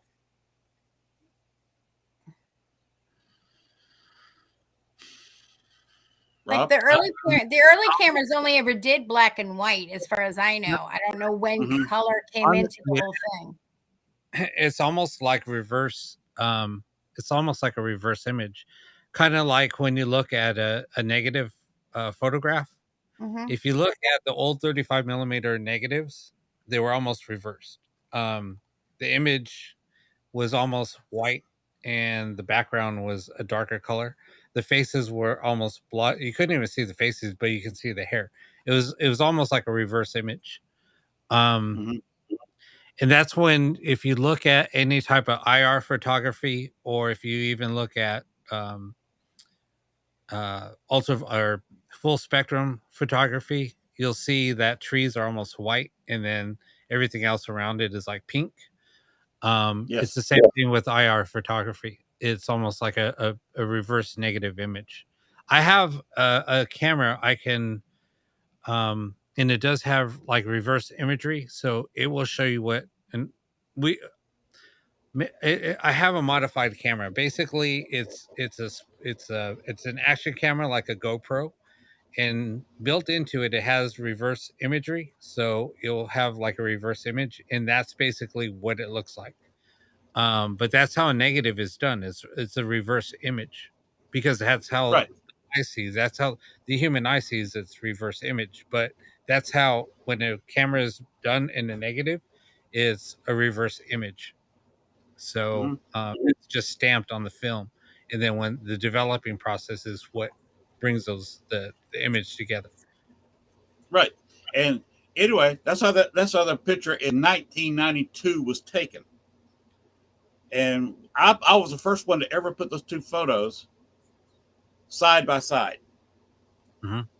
And they're same dress, it's the same person, just a little bit different view on her, but taken over a century, well, almost a century and a half apart. And Dale was flabbergasted. He'd never seen those two, and he has since gotten in there to investigate. Using some of Rob's techniques on a ghost box, there's several different people. Myself, Dale's done it. Several other people in the Chicago area has done it. Has gotten Amelia to actually talk, which is a rarity. She only speaks to very few people. Oh. And she has admitted that is her in the picture on the stone that was taken in 1992 by Judy Huff. So we got that much verification. Of course, this is all theory. This is not positive proof. We've discussed many times on this show, who are we listening to? What are we hearing? Who are we hearing? But this graphic, two photographs being put together, along with an admission that is me, from Amelia, over 2 or 3 different types of ghost boxes. And the reason she does it is because I spent many, many, many hours in Baxter's Grove Cemetery, untold hours. I was in there by myself at one night. The wife dropped me off at 5 o'clock in the afternoon and picked me up at 8 o'clock the next morning. And I was alone in one of those haunted acre cemeteries in the country. I was just going to ask that. Like, did you need a permit, or was this like an off the record kind of walkabout? That's debatable. You can't off the grid, as we say. The law reads that, see, it's in the cemetery is surrounded by Forest Preserve, which Forest Preserve rules state you cannot go into the Forest Preserve after dusk. Right. And not before sunset. Technically, I was in the cemetery at dusk and didn't leave the cemetery till after dawn, so I was not in the Forest Preserve. Theoretically, they could not write me a ticket for that because I was in the cemetery. Now, Illinois also has a law: you can't be in a cemetery after dusk. But that's only for official cemeteries that's open. Baxter's Grove Cemetery has been long abandoned. That was abandoned in the mid to late 80s. The county denies ownership. So there's no ownership to press charges against you. Why would they deny ownership? Because they don't want to be liable. They don't want to be liable. There was a person, some people, he climbed on one of the higher stones and fell off. And some people say he was injured. Some people say he was killed. I've never really gotten any verification of that because that was really under the table, under the rug, whatever. It was under a lot of stuff. They don't know. You don't talk about this. It's like Fight Club. First But rule of they Fight don't want Club. to be held responsible for any injuries. You go in there, people like to knock over the stones, and you start pushing around a 200, 300-pound piece slab of concrete or granite. Somebody's going to get hurt sooner or later. And they were worried about somebody dropping one on their foot. They didn't want to spend the money on going in there and remortaring the stones so you couldn't tip them over. Right. So you've got it absolutely correct issue. So in theory, I was not breaking law. In theory, they couldn't write me a ticket for anything. They could have said, some of the forest preserve people would come in there and grab me by the arm, and they have done this in the past. Grab somebody by the arm at the gate and pulled them in the forest preserve, and then gave them a ticket because they say you got to go now, and gave them a $75 ticket for being in the forest preserve. But they couldn't get that for me because I wasn't in the forest preserve. I was in a cemetery technically owned by the county, and do we also know what standard rules are for a cemetery? Like, I mean, general purposes, like you're not supposed to be in there at night. You need a permit to investigate at night, because I've seen a couple of lives where the person that was in there, he was paler than me, and I burned by full moon because something scared the crap out of him. I literally had to talk him out of it to get him out of the cemetery. Wow. He was chest pains, like, oh, you could feel the anxiety, and it was like he didn't even know if he was legally. Like if there's a standard set, I'm like, dude, I don't know. I don't know. It varies state to state. Okay, because that would be interesting to do an investigation in a cemetery. That would be total badass. Yeah, and I've done investigations overnight in several cemeteries, usually by myself. But in Baxter's Grove, back to my point. For a spider, I'd be like, back to Massachusetts. I was in there for hours, and I sometimes I would go in the afternoon. I would spend from after lunch about 1 to dusk. Sometimes I'd bring lunch down there, but I spent a lot of time there. And one day I was sleeping, and while I was sleeping there one day, in a chair. You don't want to sleep in a cemetery, buddy. There's bad stories about that in movies. You don't do that. I never had an issue. I fell asleep several times in there. Nothing was going on. And somebody started playing with a alarm that I had on a K2, a temperature alarm. Really? And I for a couple of days straight, and the only way I could work with it and imitate it was to physically put my fingers on the probe. The temperature probe. Oh. I could put it in a refrigerator, set it 35 degrees, pull it out to an 85-degree room, and it would make a sound you could barely hear. In this cemetery, it was sounding off. I talked to the people who built the K2. It was a very special K2. Hardly anybody's ever got one but me. And I've never used one. They said this is paranormal. He said there's no way that's designed to make a loud, steady noise with a 1 or 2 or 3 degree temperature change. It makes a very high frequency sound. This was just sounding off like it was a flute being played. And then it started playing tunes. And then I started seeing a heat apparition, a heat signature apparition, which you had a little area that was a different temperature from the surrounding air. And it was approximately human in place. So I got to working with the K2 and finally got the spirit to talk and found out that it was Libby Mae Humphrey. She died at 11. The reason she didn't want to talk is she didn't know how. She was stuck in that cemetery, stuck by her grave. She is buried in Baxter's Grove to this day. I was going to say earlier, one of the reasons that the county that could probably get away with being in a cemetery after dusk is because it's not an official cemetery. It's abandoned.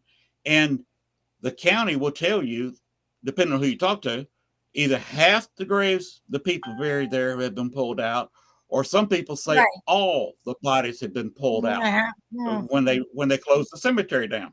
Send me the So receipts. can they I'm willing to bet there's a few bodies still there. Can you get a ticket for being in a cemetery after hours if there's no bodies buried there? If there's no bodies buried there, it's not a cemetery. Does anybody know? So I was going to take this to court. We need to know these rules. But I didn't get caught. So anyway, I got the noise. I got talking with Libby Mae Humphrey. She was died at 11 months and 4 days old in 1865. I also got a picture of this note where she died from the Humphrey House, and a note where she was buried in Baxter's Grove in the Patrick plot. According to official Baxter's Grove records, there is the second largest plot in the cemetery is the Patrick plot. The Patricks and the Humphreys never had the money, or they'd moved or had died off when they tried to close the cemetery in the late 1880s. Due to that fact, they did not go in there and claim the bodies were moving to another cemetery, like about half the bodies were. Right. So Libby Mae is still buried in there. And what's happening, or was, I kind of stopped it, Amelia was going in there every day a few minutes before dusk and visiting her firstborn child. This is not a scary story. No, it never scared me. There's a tight bond between mother and child. That's goes right. back older than time, but I mean, you understand. Listen, it doesn't matter how old the child is. Mine are grown adults. You still have that mommy think, like, what time did you get home last night?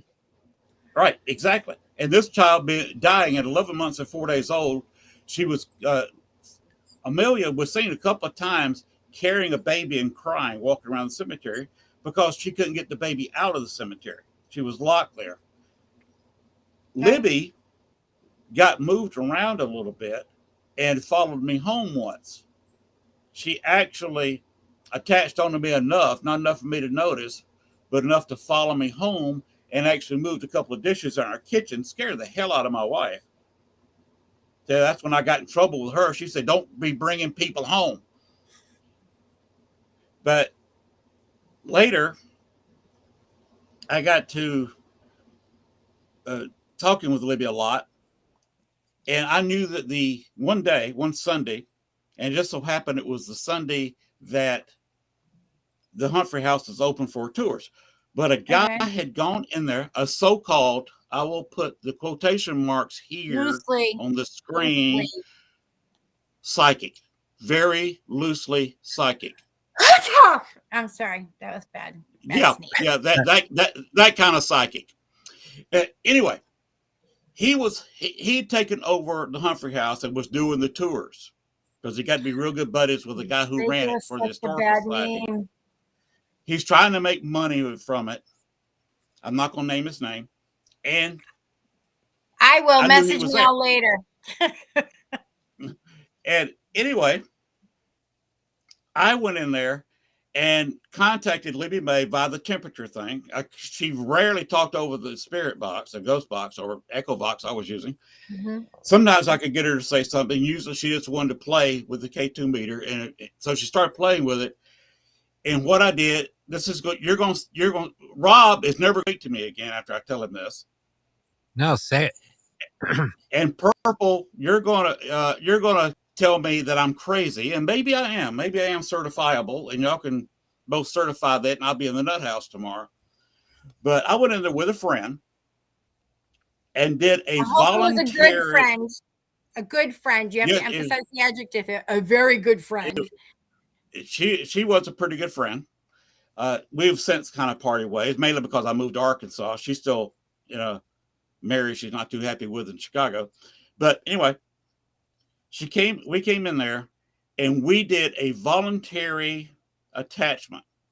We talked Libby Mae into attaching to us and leaving with us. Crazy. When she agreed to it, the temperature K2 stopped going off.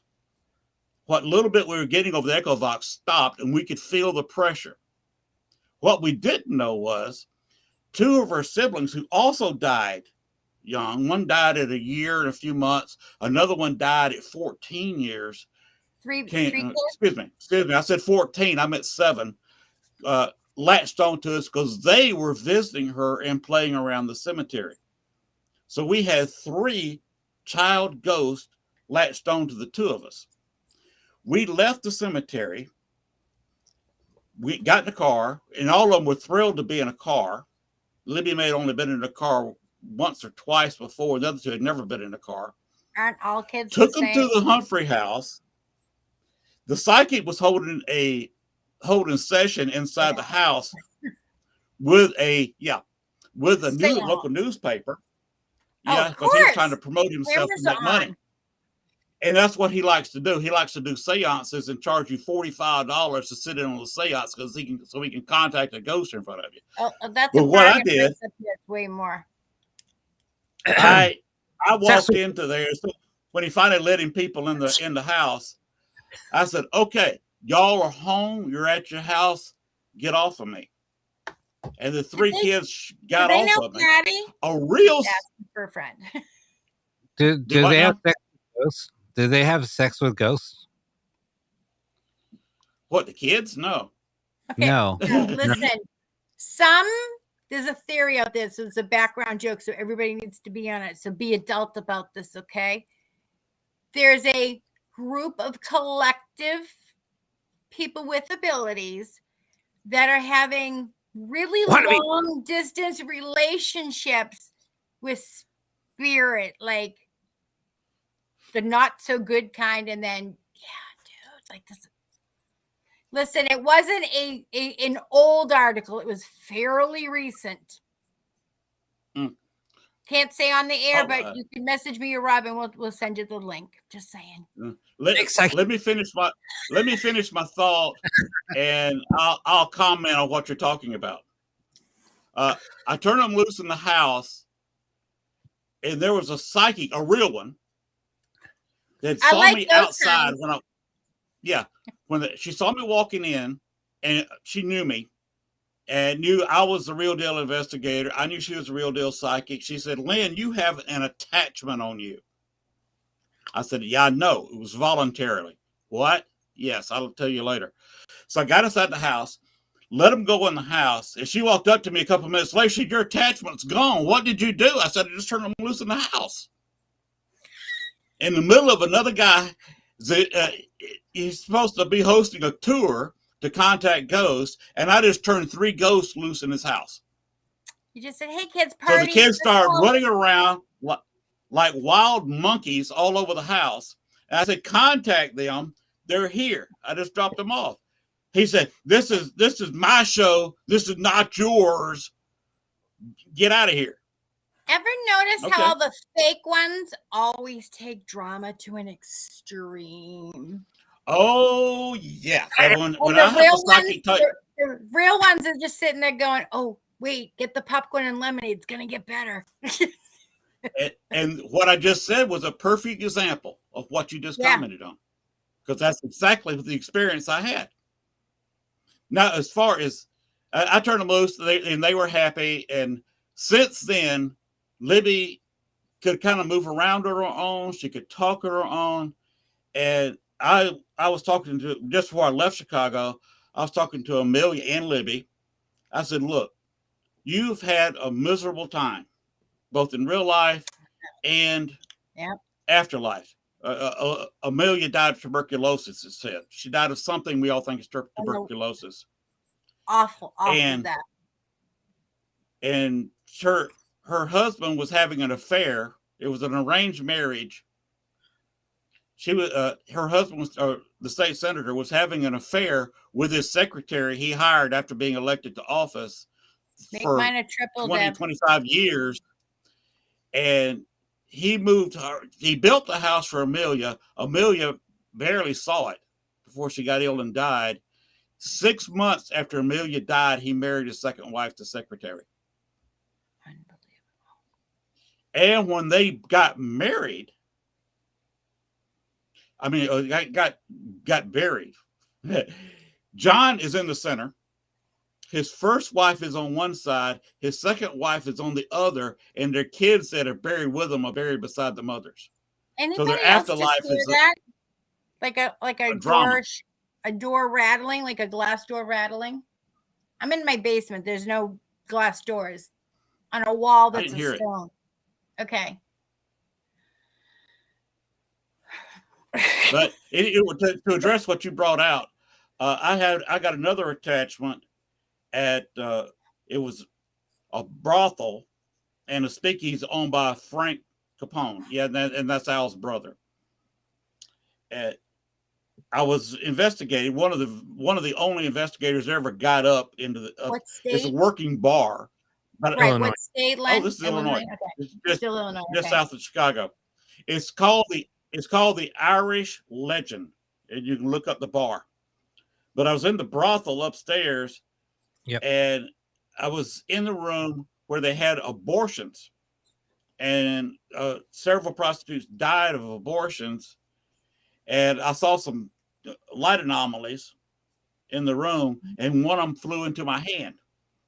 And after that, I had an attachment that was a prostitute that died in the very early 1920s from having an attempted abortion there. What they call a half. She would wake me up. Yeah. And she would wake me up 2, 3, sometimes 4 nights a week, about 2, 3, 4 o'clock in the morning, wanting sex, because remember, this is a prostitute that ain't got laid in a century. And I always make it easy for her. I sleep in the bunk. I listen, I cover my mouth so you can't see me laughing, all right? So, because... So you're talking about people having sex with ghosts. I was doing it totally involuntarily.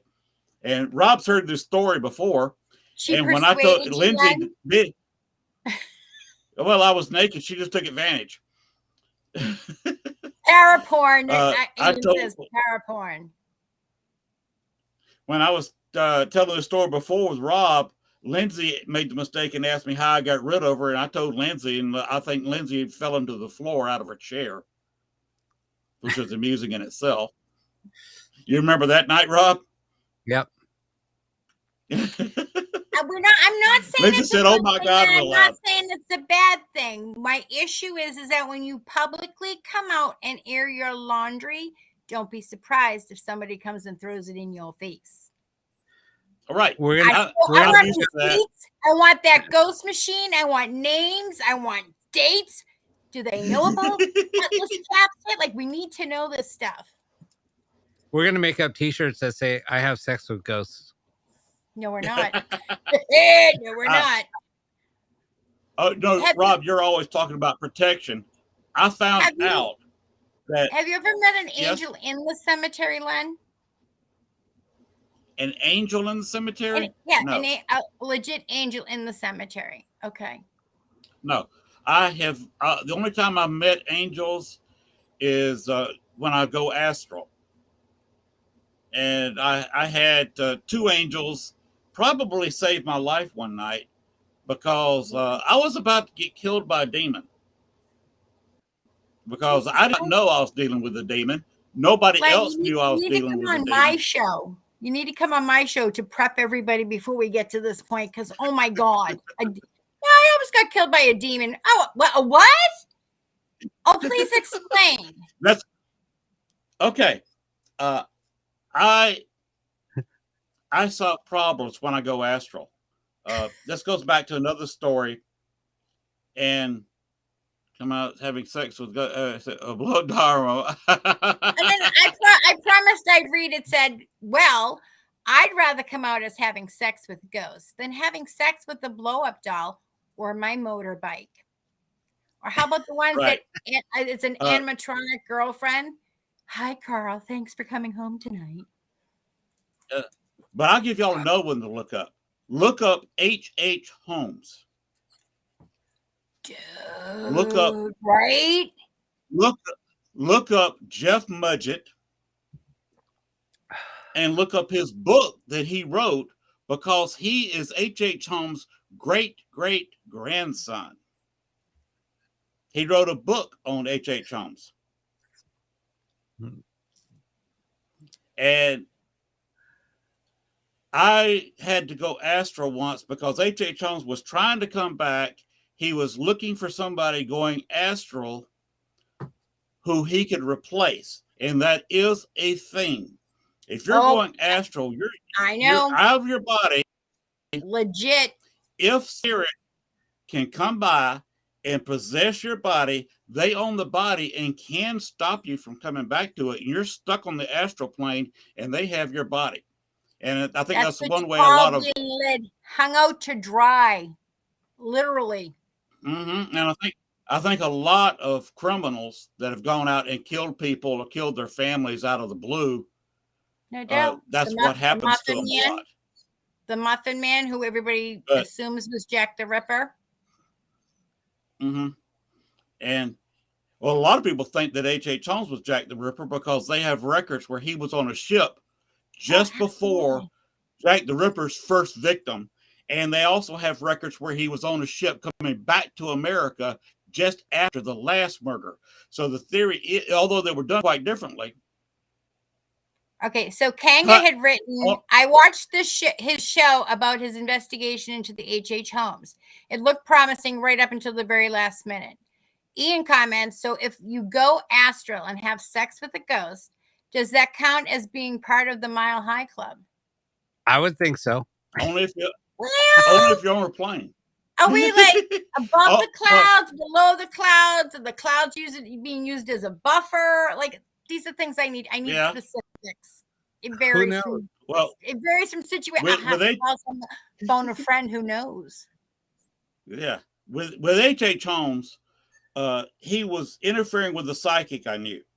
He was appearing at her bed at night, and she could not get rid of him.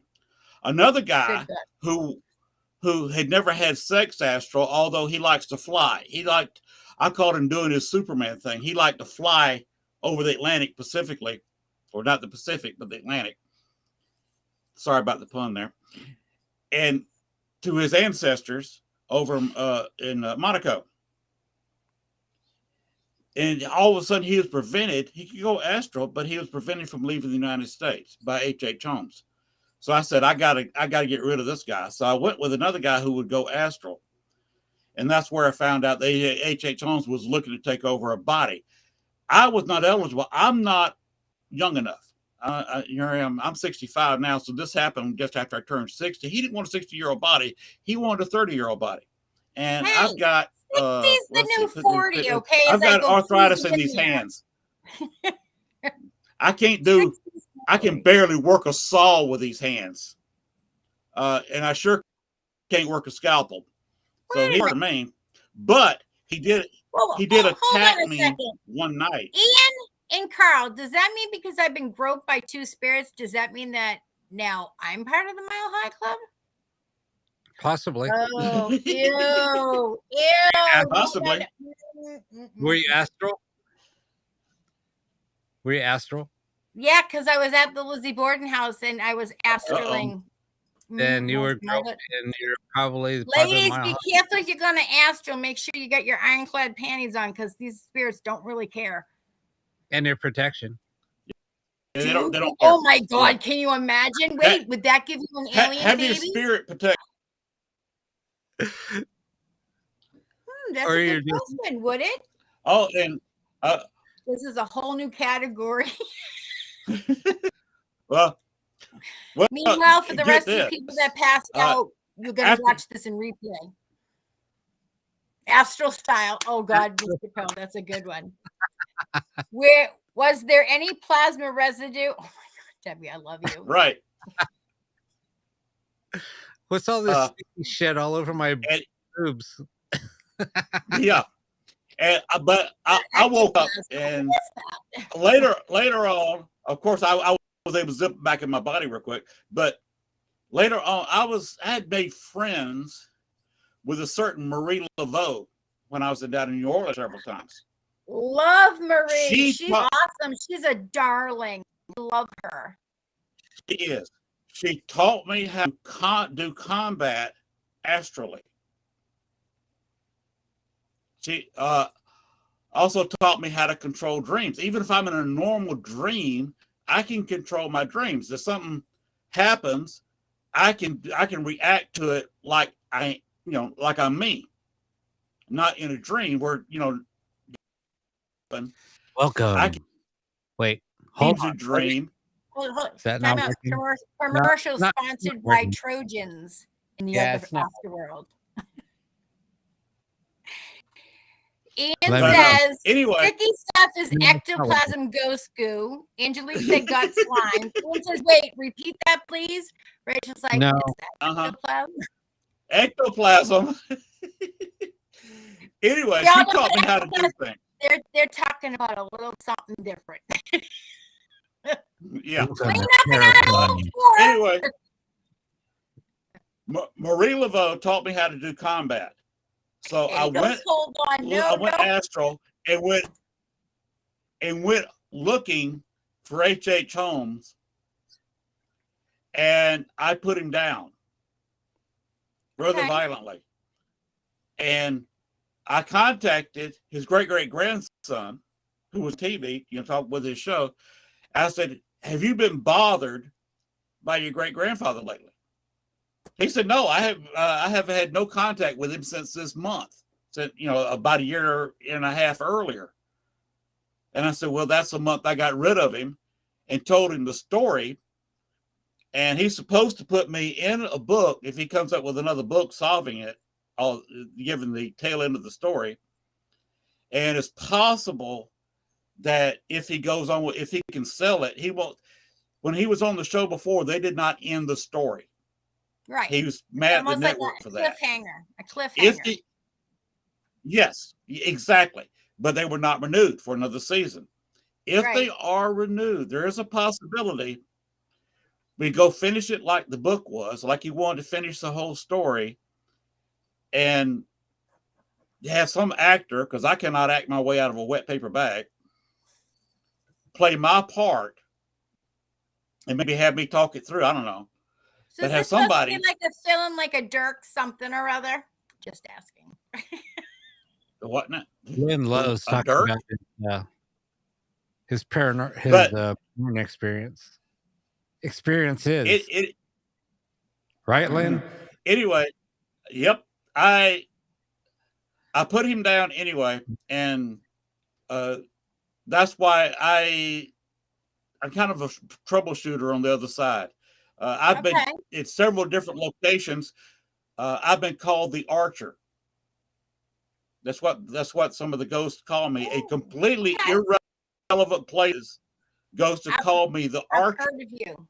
And so if that ever appears in anybody's ghost box, they're probably talking about me, because Lynn, that's what I did with H.H. Holmes. I shot him with an arrow.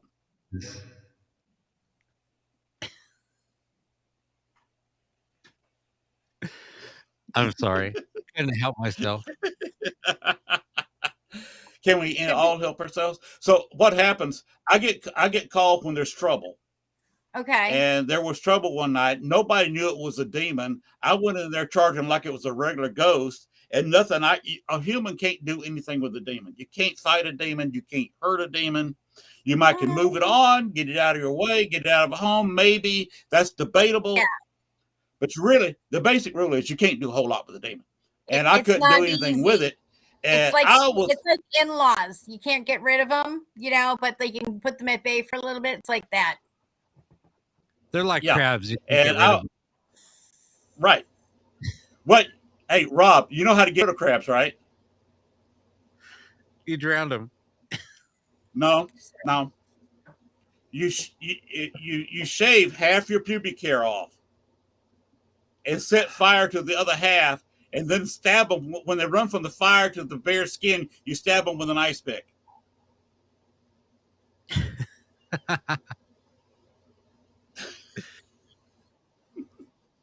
Oh my God.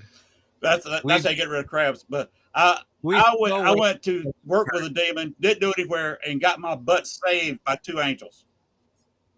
Okay. We still took a left turn. And they appeared as their classic. So you didn't they see appear them in the in classic Middle Ages. right, but you didn't see them in like human form, like with modern day clothing or anything. No, they were in their classic Okay. biblical. The robes, All right. the wings on their Totally wrong. back. They were doing the Jesus you're not- walking around singing "Don't Worry, Be Happy," how I totally picture Jesus doing it. Okay. You're not supposed. The Bible says you're not supposed to see the true form of an angel. And they showed that was me written the by classic some painting fat white of an guy angel. that had the better story. I'm just saying. That's not always accurate. Yeah, I've true. met angels That's how I saw. literally. Did you ever go out and do a task that you've told nobody about, and then spirit has interjected, and you like nobody knew about that? Now we all know stuff that happens in the 1950s. It was all these back doors, like adoptions, abortions, things like that. Oh, so and so knew the mayor. This one had a lawyer. This and so forth. I'm looking for a burial site for a child, to which everybody's claiming it doesn't exist. It doesn't exist. They're saying it's one cemetery. I've gone to all the cemeteries in that area. Nobody knows I'm out. Not even my mother. Nobody knew.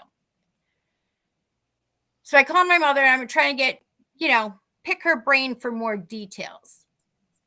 And she said, "Where are you?" And I said, "I'm in one of the oldest cemeteries in the Boston area." And she said, "Oh, why don't you just ask somebody?" I said, "I know it's kind of weird because this street usually has at least like 14, trucks on it. There's mailmen. There's always a woman pushing a baby. There's nothing." And my mother's like, "You're kidding me." I'm like, "No, I'm in one of those cemeteries that you barely squeeze your car into. So you're not going to take a major darting out. There's nobody coming in there because it's not a playground." And somebody taps at my window. It scared the living Jesus out of me. I've got my mother on the Bluetooth. And I was like, she goes, "Can I help you?" And I'm like, "Can I help you? You just knocked on my window." She goes, "Are you looking for St. Patrick's Cemetery?" Yeah. And she goes, "Oh, this isn't it." She said, "You got to go up the road a mile, take a left, follow it all the way down 5 miles." She goes, "You're going to think, oh, I've gone too far." Nope. She says, "Go a little bit further. It's right there on your right." Okay. So I'm talking to the Bluetooth and I look up to thank her. There's nobody there. All right. Little weird. It could happen. I'm doubting it, but it could happen. And my mother goes, "Are you going to go?" Hell yes, I'm going to go. So I go. And I have my mother the whole time on the Bluetooth. She's like, "Oh, where are you at?" I'm like, "Oh, that old playground." Okay. And she goes, "And it's where?" And I go, "It's further down." She said, "Okay." Lo and behold, I'm thinking I've gone too far. Nope. Kept going. There's the cemetery on the right. There's an older section, semi-new, and then really new. So I know that this burial should be like 1950 something. Thank you, Carl. And they're supposed to be like stillborns, because that's what the funeral home claimed, that this baby who wasn't a stillborn was given a proper burial. No, they didn't. So my mother's like, "Where are you now in the cemetery?" I'm like, "I'm trying to bang a Yui." And I said, the part next to the little kids' playground?" She goes, "Yeah." And I go, "You don't think that there's bodies in the ground?" She goes, No. She goes, it's not even clearly marked or anything." She goes, "No, it couldn't be." I said, "Well, I think I found it. Because this one tree that's on the side of the playground with a branch that goes all the way over to this area that you think is like a little scoot around area has a whole bunch of bells tied to it." A little weird. Zuzu pedals for anybody that's seen it, with the bells. So I say to my mother, I said, "I'm coming to get you." Okay. She's like, "I love a field trip." "Oh, I know you do, Mom, because you get abilities too. Your field trip's always like we call, 'Hey, Lisa, what are you doing today? Can you go to a cemetery?' I'm like, you have other children. I'm just saying, pick somebody else next time." We get there. My mother she goes, "Play it back just like I heard it." I said, "Okay," because she was on the radio listening to me, the Bluetooth. She said, "Lisa, there's like 1,000 cars." I go, "Oh, I know it. There's 1,000 cars now.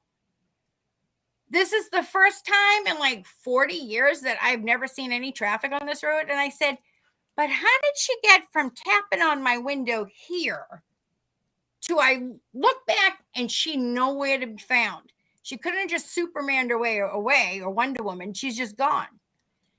And my mother's like, she asked you if you were looking for St. Patrick's. I go, yeah, like pull that one out of a wishing well. There's nobody that I didn't have a sign that said I'm looking for it. I was in a revolutionary or older cemetery. So I bring my mother down the road and she's like, because like there was a lot of she said, he said, oh no, this is the document, this and that. And I had to wake up a funeral director in the middle of the night. That's something I'm proud of, but I did get the information that I was looking for. Because when your mama asks you to do something, it don't matter what time it is, you get it done. So I did it. Wasn't going to tell her because I figured I'll pan it out. It's probably not even going to lead to anything. It's going to be like a dead end. She wanted to find this grave before the first snowfall. Okay. My mother's like, well, it looks like snow today. I don't think I'm going to accomplish it, this and that. I'm like, no. There's only snow and gray skies over this area that I banged a Yui. Because my mother told me it was a road. Never trust your parents. I'm telling you, kids. My mother says, well, why don't you ask one of the grave diggers? I pull up and I'm like, I don't want to get out of the car. Ma, please don't make me get out of the car. Just ask the guy. I go, woman, clean your old bifocals off, your Coke bottles. That is a child's casket next to that door. I ain't going past it. No. So my mother does the usual Cambridge. Oh, I'm from Cambridge trick. Hey, we have a question. So the guy said, oh, no, I'll meet you over there. It's over there. And I looked at my mother and said, I specifically asked you if there would be bodies in that ground. And you promised me up and down that there wouldn't be. Nope. The guy said, oh, no, these are all unmarked graves. What's with the bells? He said, it's been here since like I was a kid and we had family members buried in here. He goes, they just always have tied bells.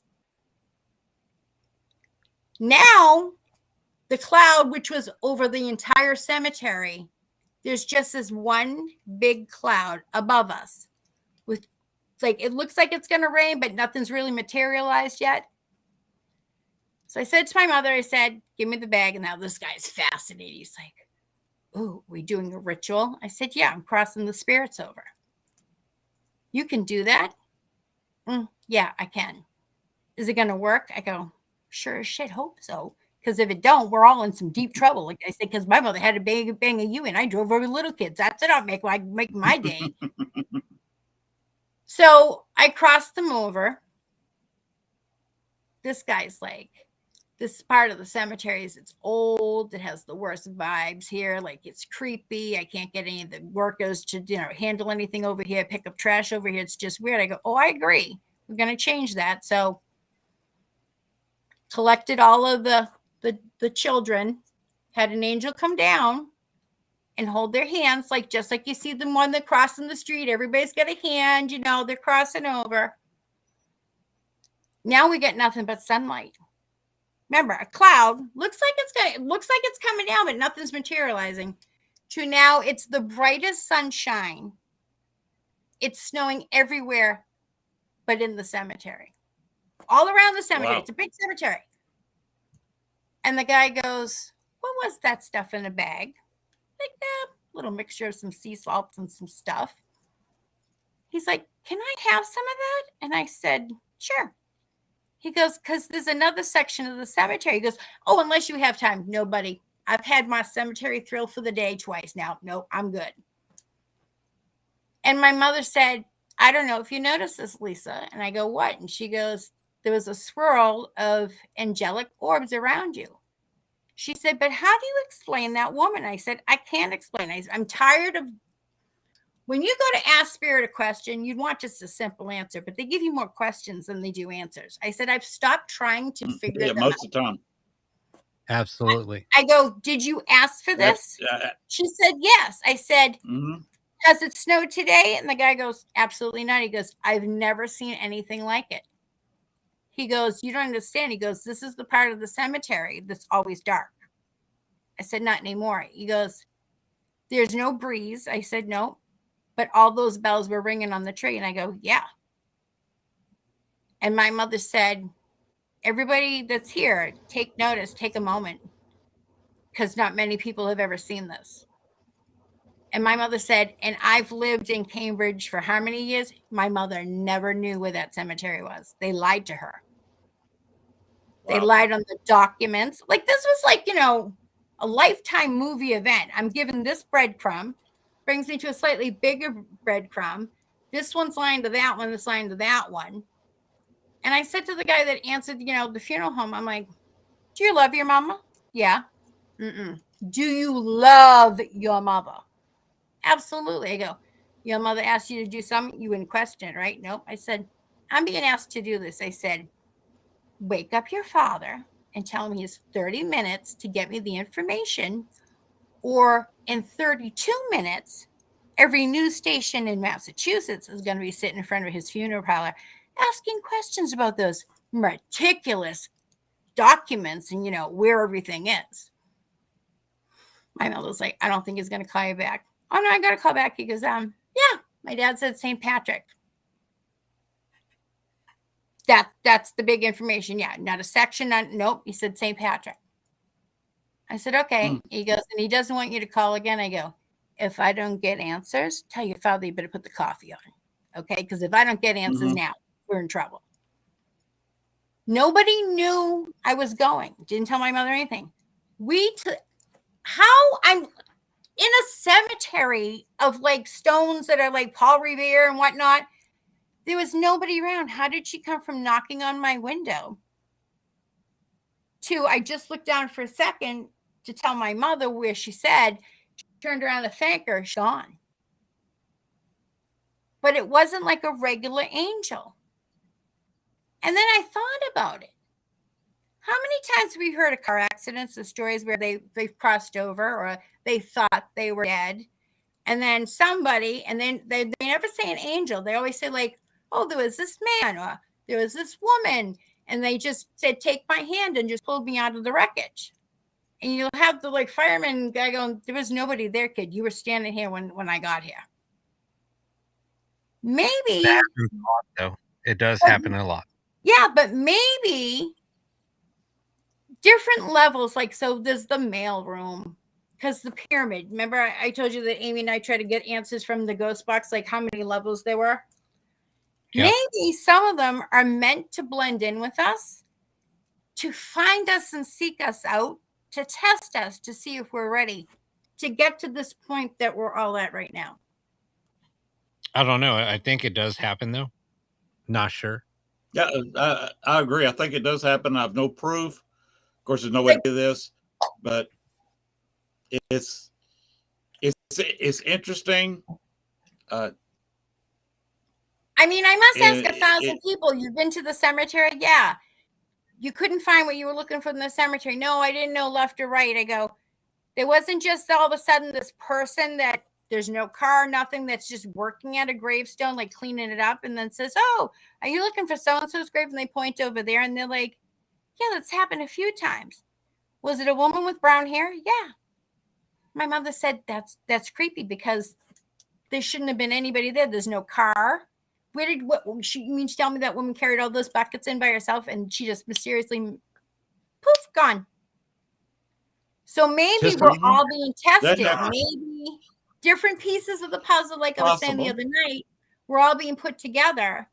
It's kind of like Amityville Horror House, and the actual factual basis for the poltergeist is all in the same area. And I'm convinced it's connected by water. I'm just noticing that more often than not, you bring up the cemetery, right? All of a sudden, I remember a video I saw 3 years ago where they did a live in that cemetery and spirits were walking behind the two psychics that were there. I've never been to Chicago. Yeah, I've never been to Chicago, but I've held a handful of cold case files and mysterious deaths in that area, and I've never been to Chicago.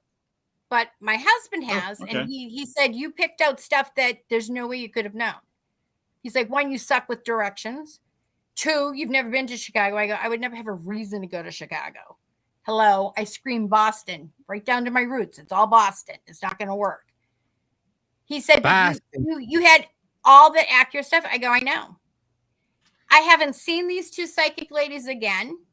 It's like trying to find a needle in a haystack. But you brought it up, and that's the exact spirit that I saw behind her. That was the woman, and there was 3 children with her. Why all of a sudden tonight? Boop. Why tonight? And why did Rob agree to sending out a link so you appeared on his show, and then I said, okay, send me the link. I'll go fire up my show computer, which is what I'm on, because my desktop that I was on when we were first talking about this doesn't have a camera. Camera won't work with it for some reason. And got a mic because I make Facebook telephone calls, but I fired up a computer so you could see me tonight. This is all weird. My house is built into a rock that's studded with quartz. There is no door, no window, nothing over on this wall. I mean, I put up a curtain rod to make it look like that was a window, but there isn't. But it was like somebody just knocked at a window. We're underground. Yeah, that it's was just like weird. I'm sitting upstairs, like the mailman comes and knocks on your door. Hey, lady, can you sign for this package? It was that kind of loud, to the point where even Angus was like, "Yo, it's over there." It's a little weird. And funny you bring that up, because during 2 shows, I have a show on Thursday nights, by the way. I've had if you look over here, you'll see curtains. Right. And that is a real window, because I'm on ground floor here. And twice during my shows, on 2 separate shows, I've had somebody tapping at the window. And we live on 4 acres. There's nobody really that close to us.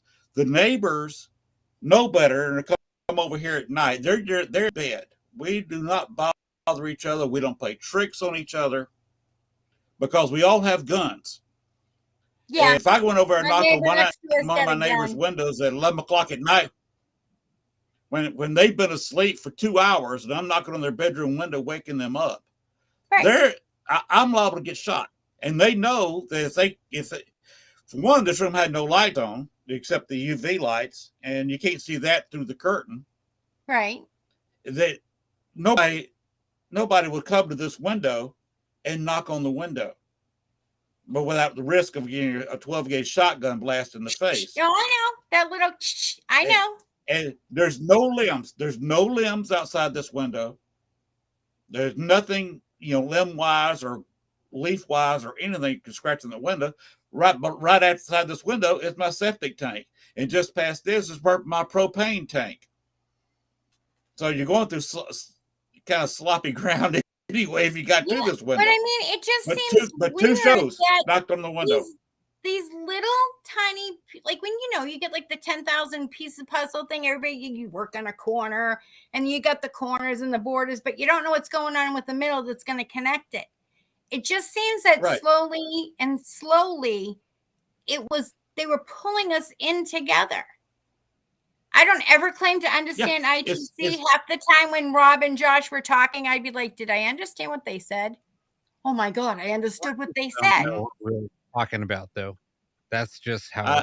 And then slowly we start to have, like, our regular group gets a little bigger and a little bigger. And people are like, yeah, for some reason you just showed up in my feed, which happens to me all the time. Things I don't even sign up for, it ends up in my feed. And then all of a sudden now there's another connection. Okay.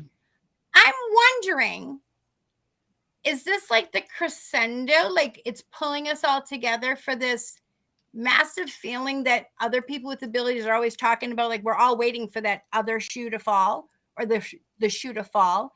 Are we now on the cusp of it happening because Rob brought forth the technology?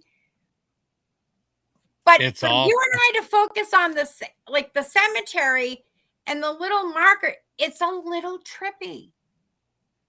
Yeah. I think so. I'm telling you, there's two something of us having experiences. Yeah, but my Merkaba, nobody else knew I had. my friend Cindy that joined the group, she wears a Merkaba. And nobody else knew that we did the Merkaba thing. And then she's like, Lisa, she's like, that's, and yet now it brings up the Bridgewater Triangle. Like, certain people are put in our paths for a certain reason. But I think this was some very fine weaving from the spirits of all sorts of energy levels. And I think we may have been like a tight-knit community back in the day, and in Earth as we're going to know it in the future. In the future, because we have way too much stuff in common. Like it's one of the craziest things. You meet somebody like, oh, I just met them, but it feels like I've known them all my life. It feels like this is how it was supposed to be. And it's all possible. I picture it in my head like we're all individual threads of a very complicated tapestry that's being woven by a very good professional at making tapestries that we don't know who they are or even what they are. Microfilaments, and then to do this, and then, okay, here's a new thread, and then wait a couple of weeks. Oh, 2 more viewers. Oh, they're not even from the same part of the world. Hey, I had that experience. Oh, I have this. I'm trying to figure out, because rationally, even as a psychic, I like 85% or more information from the spirits. I'm trying to find all the commonalities, because sometimes when you see the commonalities or what's missing, it gives you a bigger message. Like sometimes they say silence speaks more than yelling because there's the omission of something. I'm just trying to figure out it's just weird. Like, because you do the meditation, it enlightens you. It brings your frequency very high. And then all of a sudden, they give you a big chunk of the puzzle. I think that we're waiting for something. I don't know what. And then I have this new spirit here that's supposed to be here to bear witness. But so, like it's like what you're just saying. I mean, everything happens for a reason, right? I mean, we're all brought here for whatever, God knows.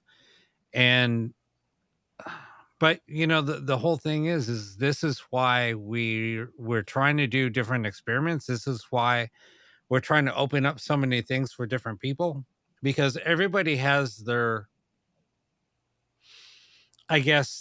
calling, right? I mean, they're coming to this field for a reason. So everybody was brought to this field for a reason. And that's why there's so many different aspects to the paranormal. And that's why we wanted to create all these focus groups to try to help focus on whatever they want to learn. Right. And I know that Kanga is trying to, and I've talked to Kanga off camera about trying to open up her abilities and basically I just told her, just trust the process. I mean, I was in denial for most of my life that I knew I had abilities. I never came to grip with them. I always doubted my abilities. But you had anxiety. Yeah, but I was fighting them. All of us had anxiety at some degree. Haven't we all suffered some childhood trauma in some way, shape, or form that we absolutely had to fend for ourselves? And I've talked about it. Right. So I think it's more than just the microfilament. Like, I want to say, like, somehow in our DNA somewhere they've put something that lets us know that we're connected. Right. But I mean, I think it's like anybody else. You don't want to be wrong. Right. So, how can you trust yourself when you don't even know what's going on? You know what I mean? It's like you're. I hate being right all the time. Sometimes it's good to be wrong. No, I understand that. It's almost like you're in class. You know the answer, but you're afraid to raise your hand because you're afraid of being wrong. And being wrong in front of a bunch of people, it's not a good feeling, right? So it's like anxiety sweat's a whole nasty thing. It's completely different from regular sweat. It stays with you. No, but the whole thing is like and I think over time, once your confidence starts building and you start not really saying anything out loud to anybody else, and you start realizing that, wow, it's like anything else, you start opening up yourself up, and then you start, I guess, being more confident, and you start saying things like when I was talking about deja vu today, like, when I've had deja vu 3 to 5 times a day, and, it got to where it was like, oh my God, it was like a pattern. And then you would Right. say, when you have deja vu, like 3 days prior, and now you're like, wait a minute, I just saw this vision 3 days ago. And Or then you're I've been here and you've never been there, but you've been here because you know the whole layout without ever being there. right. But then you see the whole scenario Mhm. playing out. And then you see somebody across the room and say, oh, so and so is going to come knock at the door. 3 seconds later, they're knocking on the door. And then they're like, how did you do that? And I mean, it would happen so often with me that I would just call it out. So like anytime, like I said tonight, oh, we're sitting there watching TV and I saw the same scenario playing out. Oh, watch, your mom's gonna drop and break a Yep. plate. And she dropped and broke a plate. And then they're like, dude, how in the hell did you know that? Yeah. And Freaks my husband out. Me and my kids used to do it all the time. And my husband's like, I don't know what you're up to, but knock it off.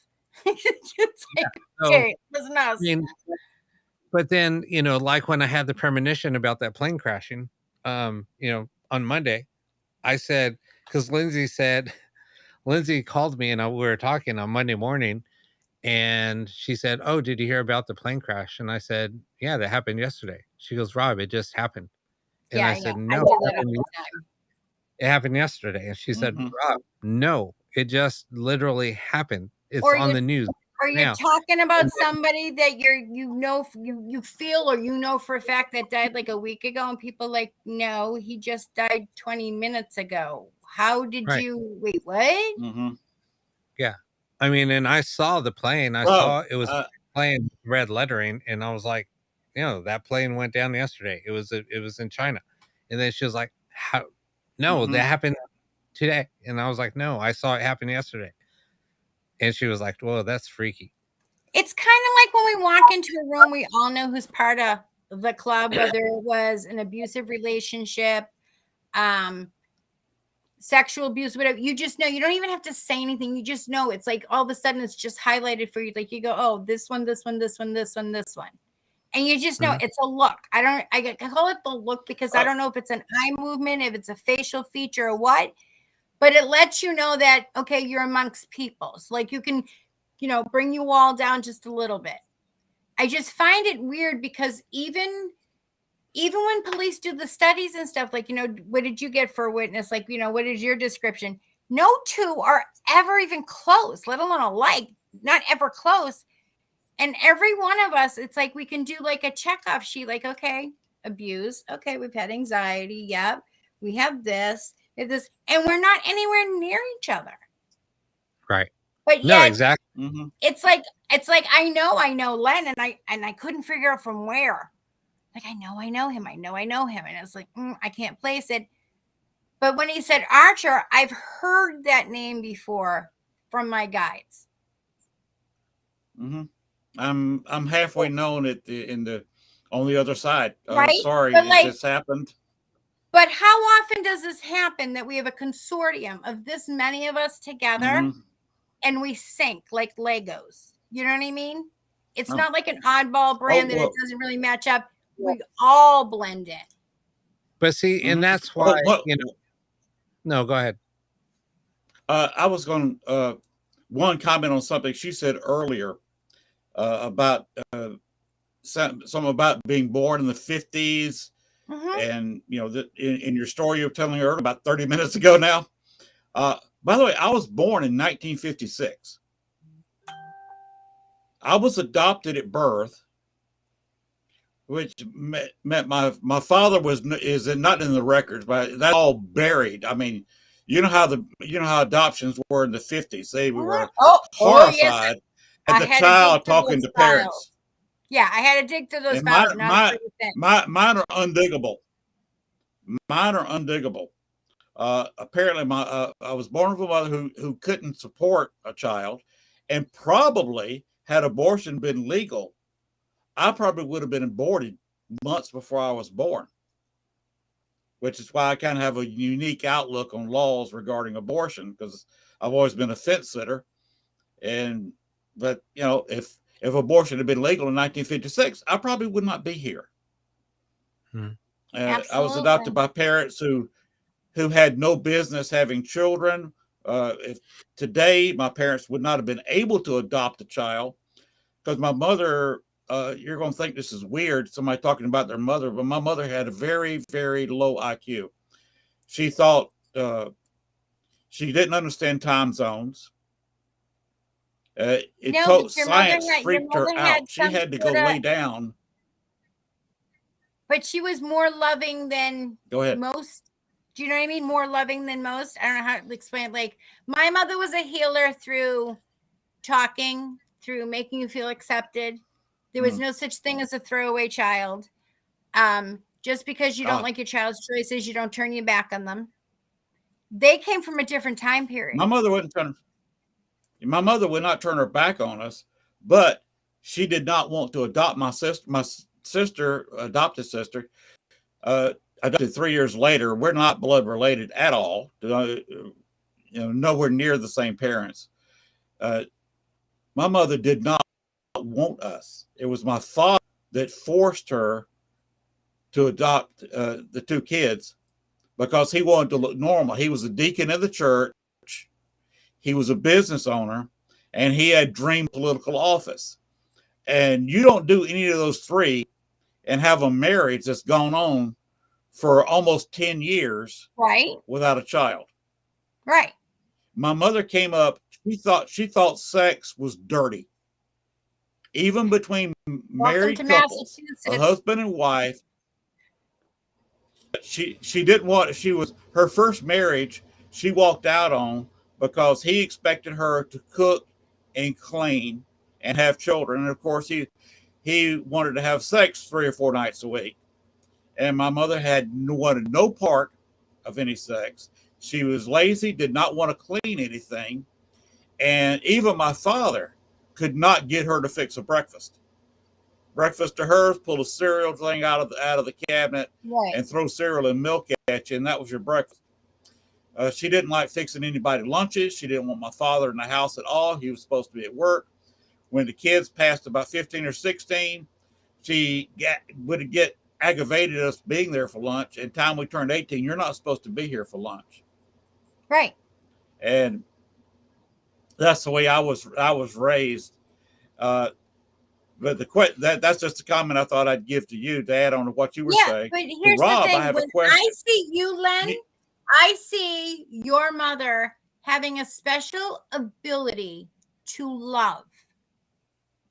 Do you know what I mean? Like, you see, there's people that never hug their kids, never have a nice, kind word to their kids. And then there's other ones that don't have to say anything. You just know that you're loved and accepted. I am substitute mom for probably about 100 kids, hockey players, give or take. And even now, wow, due to their circumstances, I had no idea that they lived down the street. And then they found out, they're like, no, we'll mow the lawn. I'm like, you don't have to mow the lawn. No, for all you've done for me. I treated you like I treat my own kids. I would hope if ever the situation was reversed, I would hope somebody would do that for my children. You set by example. Okay. I just find it weird that we have all these categories, and it just seems like we can just constantly check them off. Like, who did this? Who did this? Who's had both of them? Like, it just seems it's just too coincidental for it not to be pre-planned. And I do agree that maybe we're known by other names. The question I have for Rob was, what's that? In your premonitions, Rob, where you've had deja vu, and you said it happens to you quite often, have you had deja vu to a point to where you had a decision to make, to turn right or turn left, or to say yes or say no, where you knew how it come out in your premonition and it come out badly. And in real life, you went with the opposite decision and maybe saved yourself some trouble. No, I always. But it still brings you back to the way that it should have been. It's just an extra 2 steps to take around the corner. You don't ever get away from it. It just, the same scenario plays out, but just like in a slightly different manner. Yeah. I say myself, I don't want to receive again, but they still bring you through it. I had to save my own life once. I had a premonition that I was in a place and I didn't make it out. And when I realized I was in that place, I had the dread, the premonition, the deja vu just hit me like a brick on my head. And I said, well, I'm not going to do that. And I did completely the opposite for my premonition. And, here I am. And I probably would not be here had I not done that. There's 4 or 5 instances where I should have been killed in life and wasn't, saving my own life. There's twice I drowned, but managed to wake up on a dock. And I don't have any clue where I got there. And there was not a human being within a quarter of a mile of me. And I've had 2 times that I can confirm that I've crossed over and come back. And the 3rd time that I don't know how the scenario played out because I don't recall it. I just know the moments leading up to it. And then once everything was taken care of, then I remember like being back in my body. Yeah. Oh, there's one more thing I want to say to both of y'all about death. Look up on the internet and put in the name. Anybody want to do this in the chat room can do the same. Look up Marnie Yang. MARNIYANG, Marnie Yang, and put my name, Lynn Dorman, and put both names in the search in YouTube, and you will come up with times that I myself have appeared on 2020 once. Photos I've taken appeared in another special they ran. I also appeared on Snapped on one show, and True Crime. I appeared on that show, and CNN Headline had a show similar to Snap called Vengeance that's shown occasionally on CNN Headline that I appeared on. The reason I was appearing on all these shows is because I was associated with death, because Marnie Yang I could say she's been convicted now over 10 years. So you might as well say she did it. I don't have any proof myself, but it was proven in court that she committed the murder. Okay. She was dating a member of the Chicago Bears 1985 Super Bowl winning team. You remember the Super Bowl shuffle and all that group? Yeah. I remember Sean that video. Gale was a member of that, a defensive back. He was in that video. He did not. He was a black man who had no soul. He had no moves. So he was not dancing. He was hidden in the background, just kind of standing there on that video. Marty was having an affair with him. He was also having an affair with about 15 other women, including one that got pregnant. And he was engaged to her. They were supposed to be married. But Sean was still sleeping around and slept with Marnie Yang one night. Marnie Yang got up before he did, blackened her face, put on a black hoodie, she already had a gun, and she took her gun to the other woman's house, knocked on her door, and when she answered the door, emptied her it was an automatic pistol, emptied her 6 bullets into her. 2 of them aimed to her abdomen to kill the fetus inside of her, so they couldn't save the child.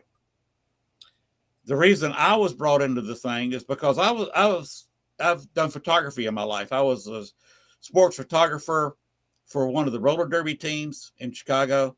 I've also done sports photography with sports models, specifically bodybuilding and fitness ladies. I married a powerlifter. My wife's a former power lifter.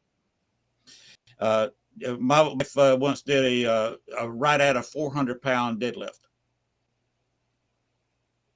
Wow. Yeah, the wife is a very strong lady. But anyway, I did a photo shoot with Marnie 6 months before she committed the murders. She was doing, if you know anything about that kind of gig, models enjoy having sex with their photographers. And at the end of the photo shoot, she was posing naked on the back of a couch in my studio. Is it the camera, cord? Is that what does it for me? Because I can't figure that out. It seems that when you're telling a woman what to do, how to pose, and she's posing, trying to look good for photos, I guess it gets them excited. I don't know. I'm pretty sure when my husband tries to tell me what to do, it doesn't go that way. It's more like has some finger pictures for you to look at. You know what it is? It's because you're being dominant. That's how they perceive it, is you're being dominant. Could be. And she started posing on the back of a couch naked, wanting to have sex with me. And Gail came in our side door. I heard her come in the door. I said, "Oh, Gail's here." She was dressed by the time Gail walked down 5 steps to our basement where my studio was, and past Gail in the doorway. I said, "Oh, this is Gail, the wife. Hi." She was gone. She ran out of the house to her car and took off. And 6 months later, she committed that double murder. So I remember, for some reason, I've always been associated with death. I remember seeing on the show. You had premonition, right? You have premonition, Rob. Len, you have premonition. Yeah. But there's 2 different types. Now, I know these 2 Native American women, one has, and they're twins. One has completely jet black hair. The other one was born albino with completely white hair. The one with the white hair, she doesn't touch anybody. She won't let anybody near because she can pass off death to you. Like it's like she's a death predictor and death indicator. I'll be right back. But if you didn't know that you were going to die, once you touch her, she can't undo it. Do you know what I mean? So like if you've just bumped elbows with her and now all of a sudden you're like, "Oh my God, I'm going to die in a car crash today." You know what? I'm going to take a train. She can't undo it. So what you're getting, there's a name for it. It's kind of like they have like a white buck. Like there's different symbolisms and stuff. But this is like a yin and a yang. I met the woman with the long black hair in Salem, Massachusetts with Lori Cabot. 2 weeks to the day, I end up meeting her twin sister that I had no idea were twins until she's like, "Oh, I have a twin, but she doesn't look like me. She's got these long black hair." And she's like, and she, she's always in Salem. And I'm like, dude, really? Lori was doing a reading with her girlfriend and came out to help my kids find good luck charms for their hockey tournament. And she just loved my kids' aura. There's something that we all have in common. Like we all get a badge to the same club. You know what I mean? Like, oh, we're a member. It's just weird because you can either be like my good dreams would indicate that there's death coming. My night terrors, which are horrific, like worse than like you fear you're falling. Like you wake up and the first thing you want to do is hug your child and just be like, "No, I know, I realize you're almost 30 years old, but I'm holding on to you for like another 10 minutes. The hug that you got to pull them back in because you're not ready. Those kind of night terrors. But that's normal. But a good dream would send my mother going, "Oh no." And I'm like, "Why is it I don't have any good dreams?" And then when I do, you go into a panic. She goes, "Because somebody's going to die." From a good dream, oh, shnikes, then I guess I'll take the night terrors for the rest of my life. But again, you're either given this or this. Our abilities point, but then we specialize in stuff. It's just, I don't know, it's just too coincidental. And I do think Carl's onto something because I've never heard your name, Len, Carl's onto but I've heard Archer from my guides. Mm-hmm. Like you're like like Robin Hood, but the sheriff or whatever. The Green Arrow. Yeah, like you take care of stuff. Like you're the man. Get an issue. Go see Archer. Okay. Wait, if you want to go to YouTube, look up the Green Arrow TV show from CW. That's how I appear. He's a living guy. He's been in a wrestling show. I don't think that got canceled. I don't know what the actor's doing now. He was in the WWE for a bit. But the actor who played the role on the CW as the Green Arrow. That's how I appear on the other side. Some people who actually know me don't know me. Do you live rurally? Like rural, like I don't have sidewalks and street lights. Do you live rurally like that? We don't have street lights on this street. It's a dirt road. The only lights, we are required to have a street type light in our yard. Okay. I actually have like we're part of that section of town where they say you can hear a flea fart because like I can have trains like 15 miles from here, but you can hear it because it's that humming and it travels over the woods, and I'm abutting the woods. But if I screamed, my neighbor's not going to hear it. Like I said to him, you wake up and there's blood all over the deck, just know the coyote's dead, okay? Because it's an equal fight.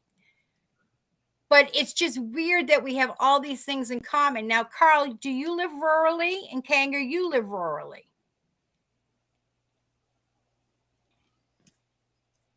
Actually, Rachel, I feel like I know you, which is weird enough as it is, because I really do. I feel like I know you. Oh, Kevin Hart's got to go to bed. So good night, Kevin. Good night, Kevin. We're going to have to end the show. Appreciate you being here, Kevin. Kevin's a great guy. I love Kevin Hart. So good night to you. Listen, this is the most amazing group of people. I like. It's a whole nother level of consortium. Yes, I fully agree. It's like you're my people, and I don't usually have people. I'm used to just like, okay, just do me, worry about me. But each one of you brings something, whether you're new, not new, you all bring something. And every one of those puzzle pieces are so important. It's just crazy that I can't. I'll answer your question. Can't figure out which it is that's bringing us together. Carl lives in a city. Carl lives in a city. Amy is rural. Rural. Okay, I knew one of them was rural. I live in a small community of about 30 people. I live outside a town of 2,200. So yeah, I'm as rural as it gets. Dude, I'm also by the bayou of fishing. Mm-hmm. We didn't even know where to find spray paint. Can of spray paint is something I could hear. Yeah, I have to go to Walmart, which is 25 miles away. It's a weird thing, like spray paint. We don't have that. Nope. Spray paint. Nope. We don't have that many stores. 25 miles one way to get a can of spray paint. There's nothing. Rob, really I think you want to end the show. Monday and Tuesdays. Yeah, I mean, I live in I live in a Dollar General here. Yeah, I live in a town with about 175,000 people. So right, but I mean, it's not like we're being secluded. That's all city.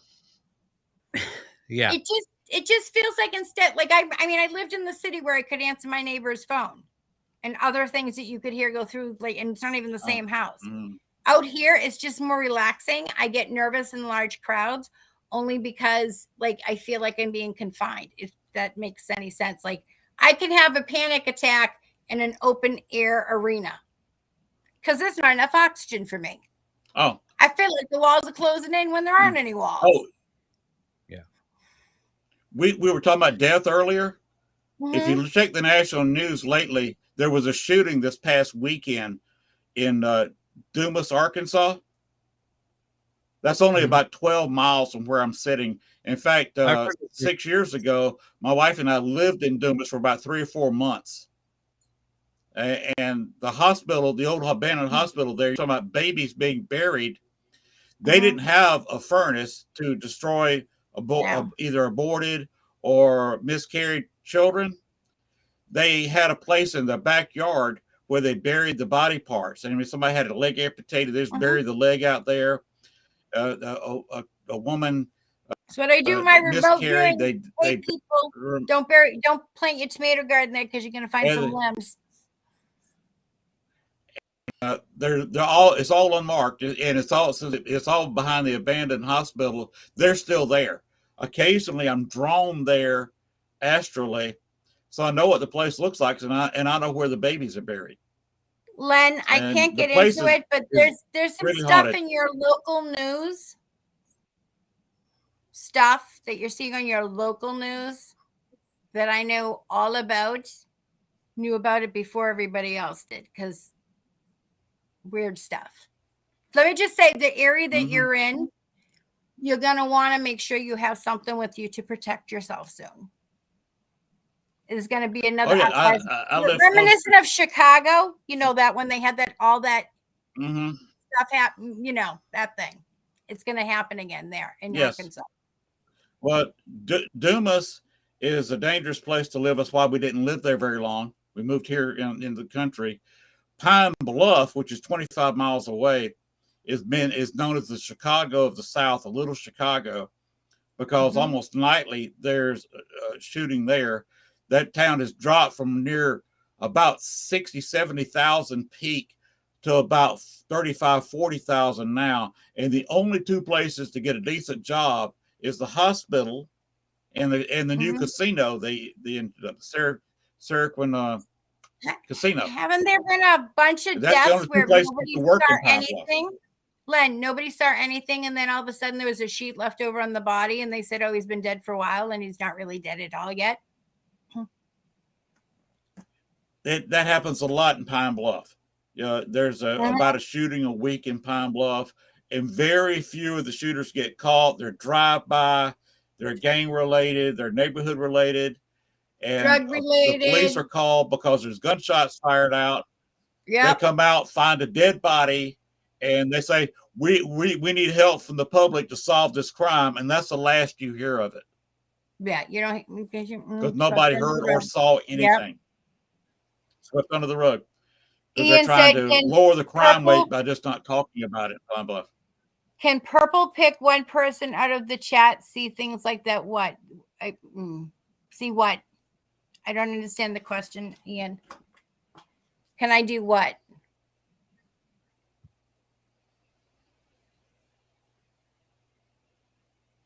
Rachel's in rural. Right? I don't think I understand Ian's question. Do Americans only feel safe with the gun? Oh, hell no. I feel safe with the walking stick. So I don't fall on my fanny. I feel safe with I have a revolver I keep on my belt and a 12-gauge shotgun I keep over my shoulder. So I feel pretty safe all the time. Ian, I can actually do that, but there's something different about me that's different from any other psychic. I have boundaries and I respect boundaries. So I'm not going to get up in your grill, even though I might know what's going on, unless you invite me in to handle a situation. So you have to ask help from me before I get up into your business. I just have boundaries. That's all. Like, everybody deserves to have privacy. Your kid's 3-4 years old. They want to use the potty by themselves. All the power to you, kid. We're going to have to schedule a time when what day of the week is your show? I usually do a Wednesday night, a Sunday night, and then occasionally like a Saturday night, depending on like the investigations or if I'm traveling to Pennsylvania or wherever. What we need to do is 1 week. You do it. I appear in your show. You appear on mine. Oh, and absolutely. We can just have all the conversations, just me and you in front of everybody. Like a TikTok viral. We'll start here and we just keep hopping around and hopping around. And again, any one of you can more than welcome to come on my show because it's under the paranormal moon. So if it has anything to do with the paranormal, it's important. Exactly. Good night, Deb. Good night, Deb. And if anybody wants to join our group, if anybody wants to participate in anything that we have going on, absolutely. Let's share the link one more time. But yeah, I think we're gonna end the show. I need to get to bed, and I know. We need to get thanks for having us, Rob.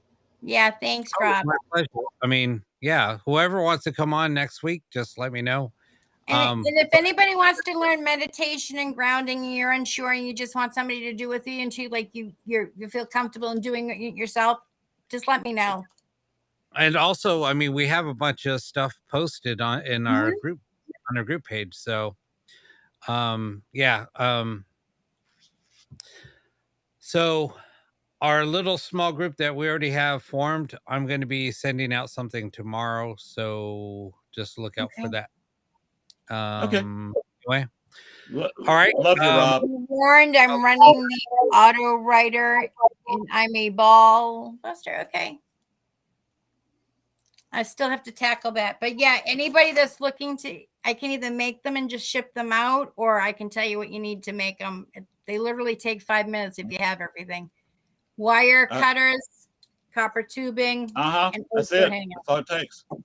Everybody's like, "Oh, they're special." No, they're recycled. I can't use those things because I found out that I can move them with my brain. Somebody can be using those, and I can move them in and out just with my head concentrating on them. I don't touch anything technology-wise on an investigation because I can affect the readings by connecting with spirit. It's weird because, all right, so my friend's a psychic in Canada. We have a connection through the whole adoption thing. And she was the only one that I could remote view with. And then we realized that Rob could do it. It's crazy. It is crazy.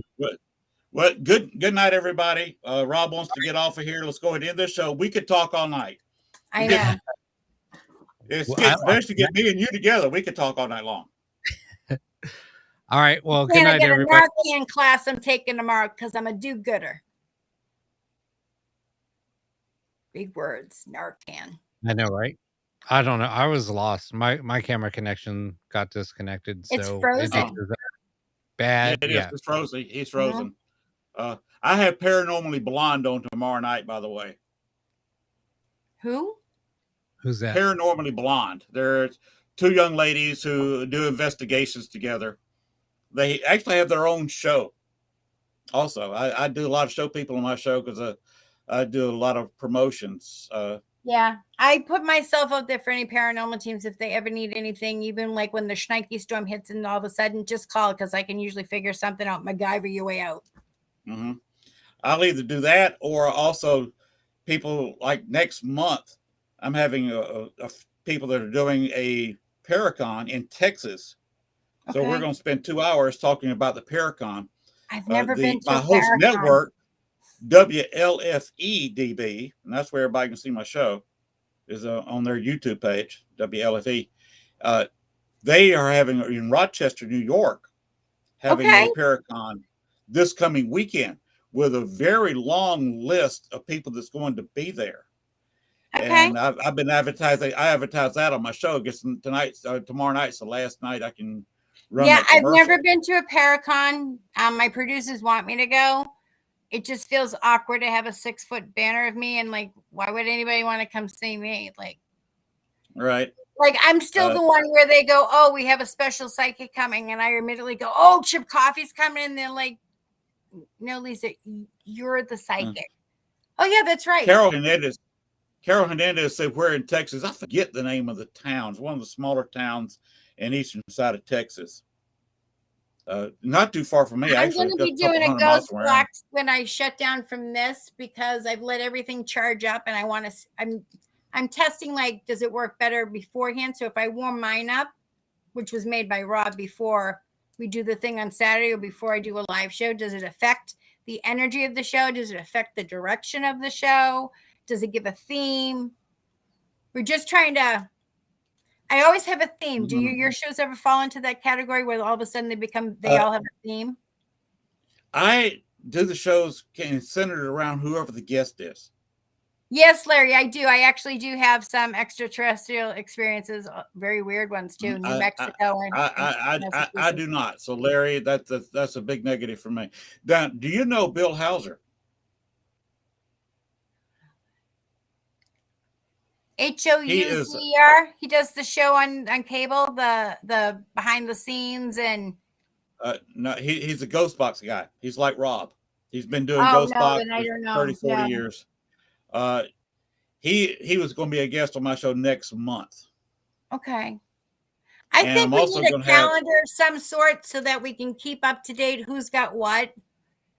I mean, I actually put in a lot of effort. I only had 2 hours of sleep in 3 days. So like I had to put a promo and stuff. But yeah, I mean, I can't say enough about you guys. I so appreciate you. Yeah, that's why I'm not at volunteering to lead any of Rob's little subgroups, is because I'm busy with my own show and getting people lined up. I don't have a producer to help me. This is a one-man thing here.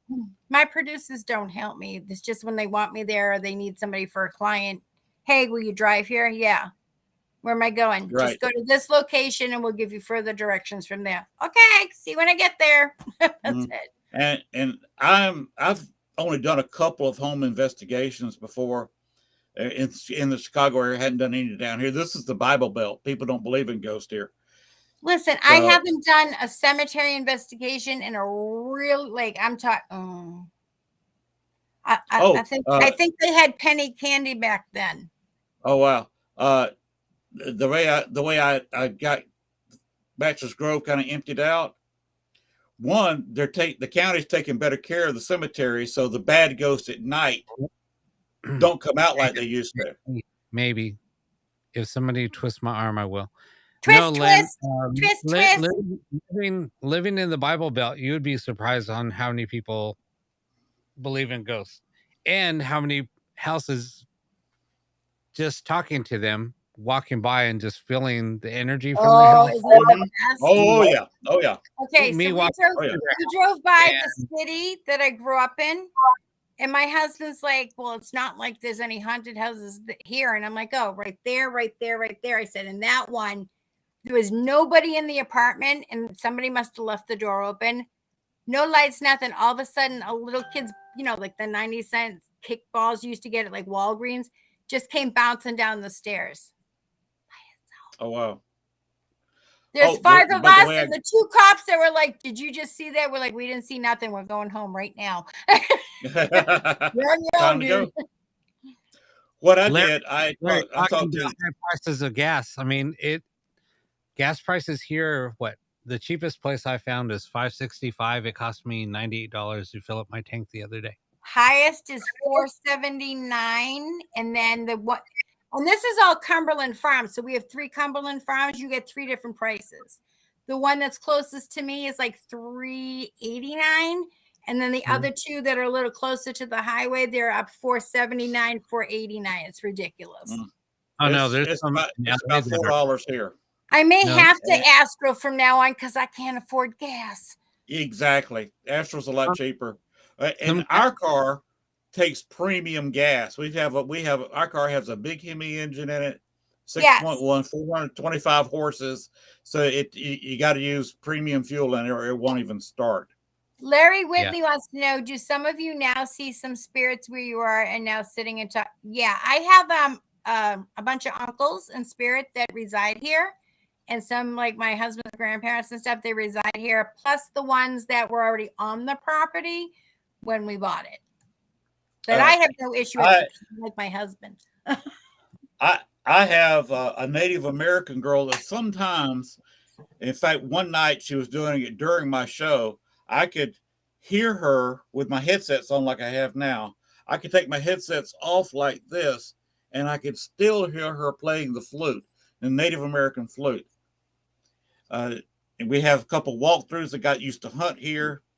Mm-hmm. And see, I live by Bartholomew Bayou, which is the longest bayou in the world. It used to be where the Arkansas River flowed down into Louisiana. And Cane Creek, which is the community I'm in, has a rather large creek. Both of them were used for Native American transportation. I live on top of a hill. Anytime there was a Native American in the area, and there was all over the Southeast, right? You always had them by water. So this area was probably at the very least hunting grounds for Native Americans. And when you've got a creek and a bayou running together. And this right down the road, just a couple miles away, is where Cane Creek runs into Bartholomew Bayou. Okay. They're taking down all the I'm practically surrounded by water, right? Because of the southern, references and stuff. And then they want to be more people friendly with the term Native American. So like, the Chicago Blackhawks, this and that. So they wanted to take off the Native American from the Massachusetts flag because it's not very polite. Massachusetts was the name of the friggin' chief that owned everything from Connecticut to Canada all the way to the Great Lakes. The guy's name was Massachusetts. So what, we're going to change our state name now? Massachusetts. Yeah. Massachusetts, yeah. So they took they wanted to take the Native American off the flag because it's not politically correct. So my question was, where are we going to draw the line? Are we now going to change the state name? Because I'm pretty sure you can get all of us massholes to say that we want it called Boston. That would really mess look at Illinois. That was a Native American tribe. Right. Iowa, Native American tribe. How many cities are named after Native Americans? Right.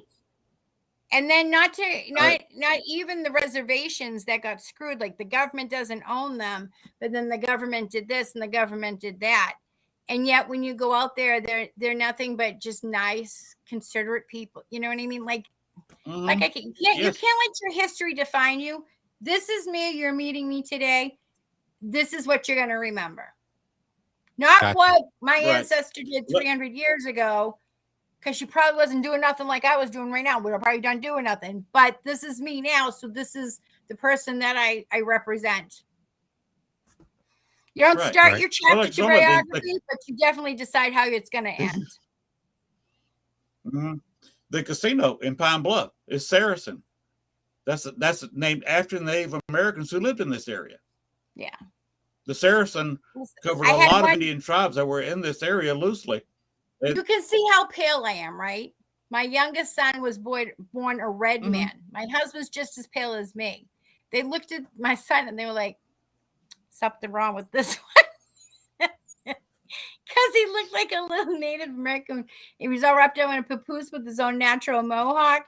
And then my mother came to visit me at the hospital. She goes, oh, the family tree came back today. I'm like, oh, Native Americans in there, Mom? She's like, oh, your father told you? I'm like, no, this is my baby.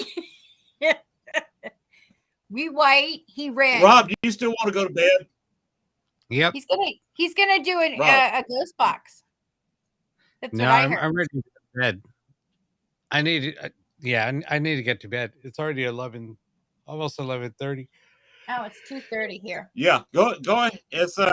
It's almost 1:24. Here's what I got. So, Rob, go ahead and cut all this off because her and I talk all night long. I know. All right. Well, we'll see you guys on Saturday. Maybe an impromptu. Maybe tomorrow. Maybe Friday. Depends if somebody twists my arm or not. No, not tomorrow. I got that Narcan class. Do it Friday. Well, if really late Thursday. If somebody twists my arm, twisting. So you guys better. Yeah, I got my show tomorrow night, so do it Friday.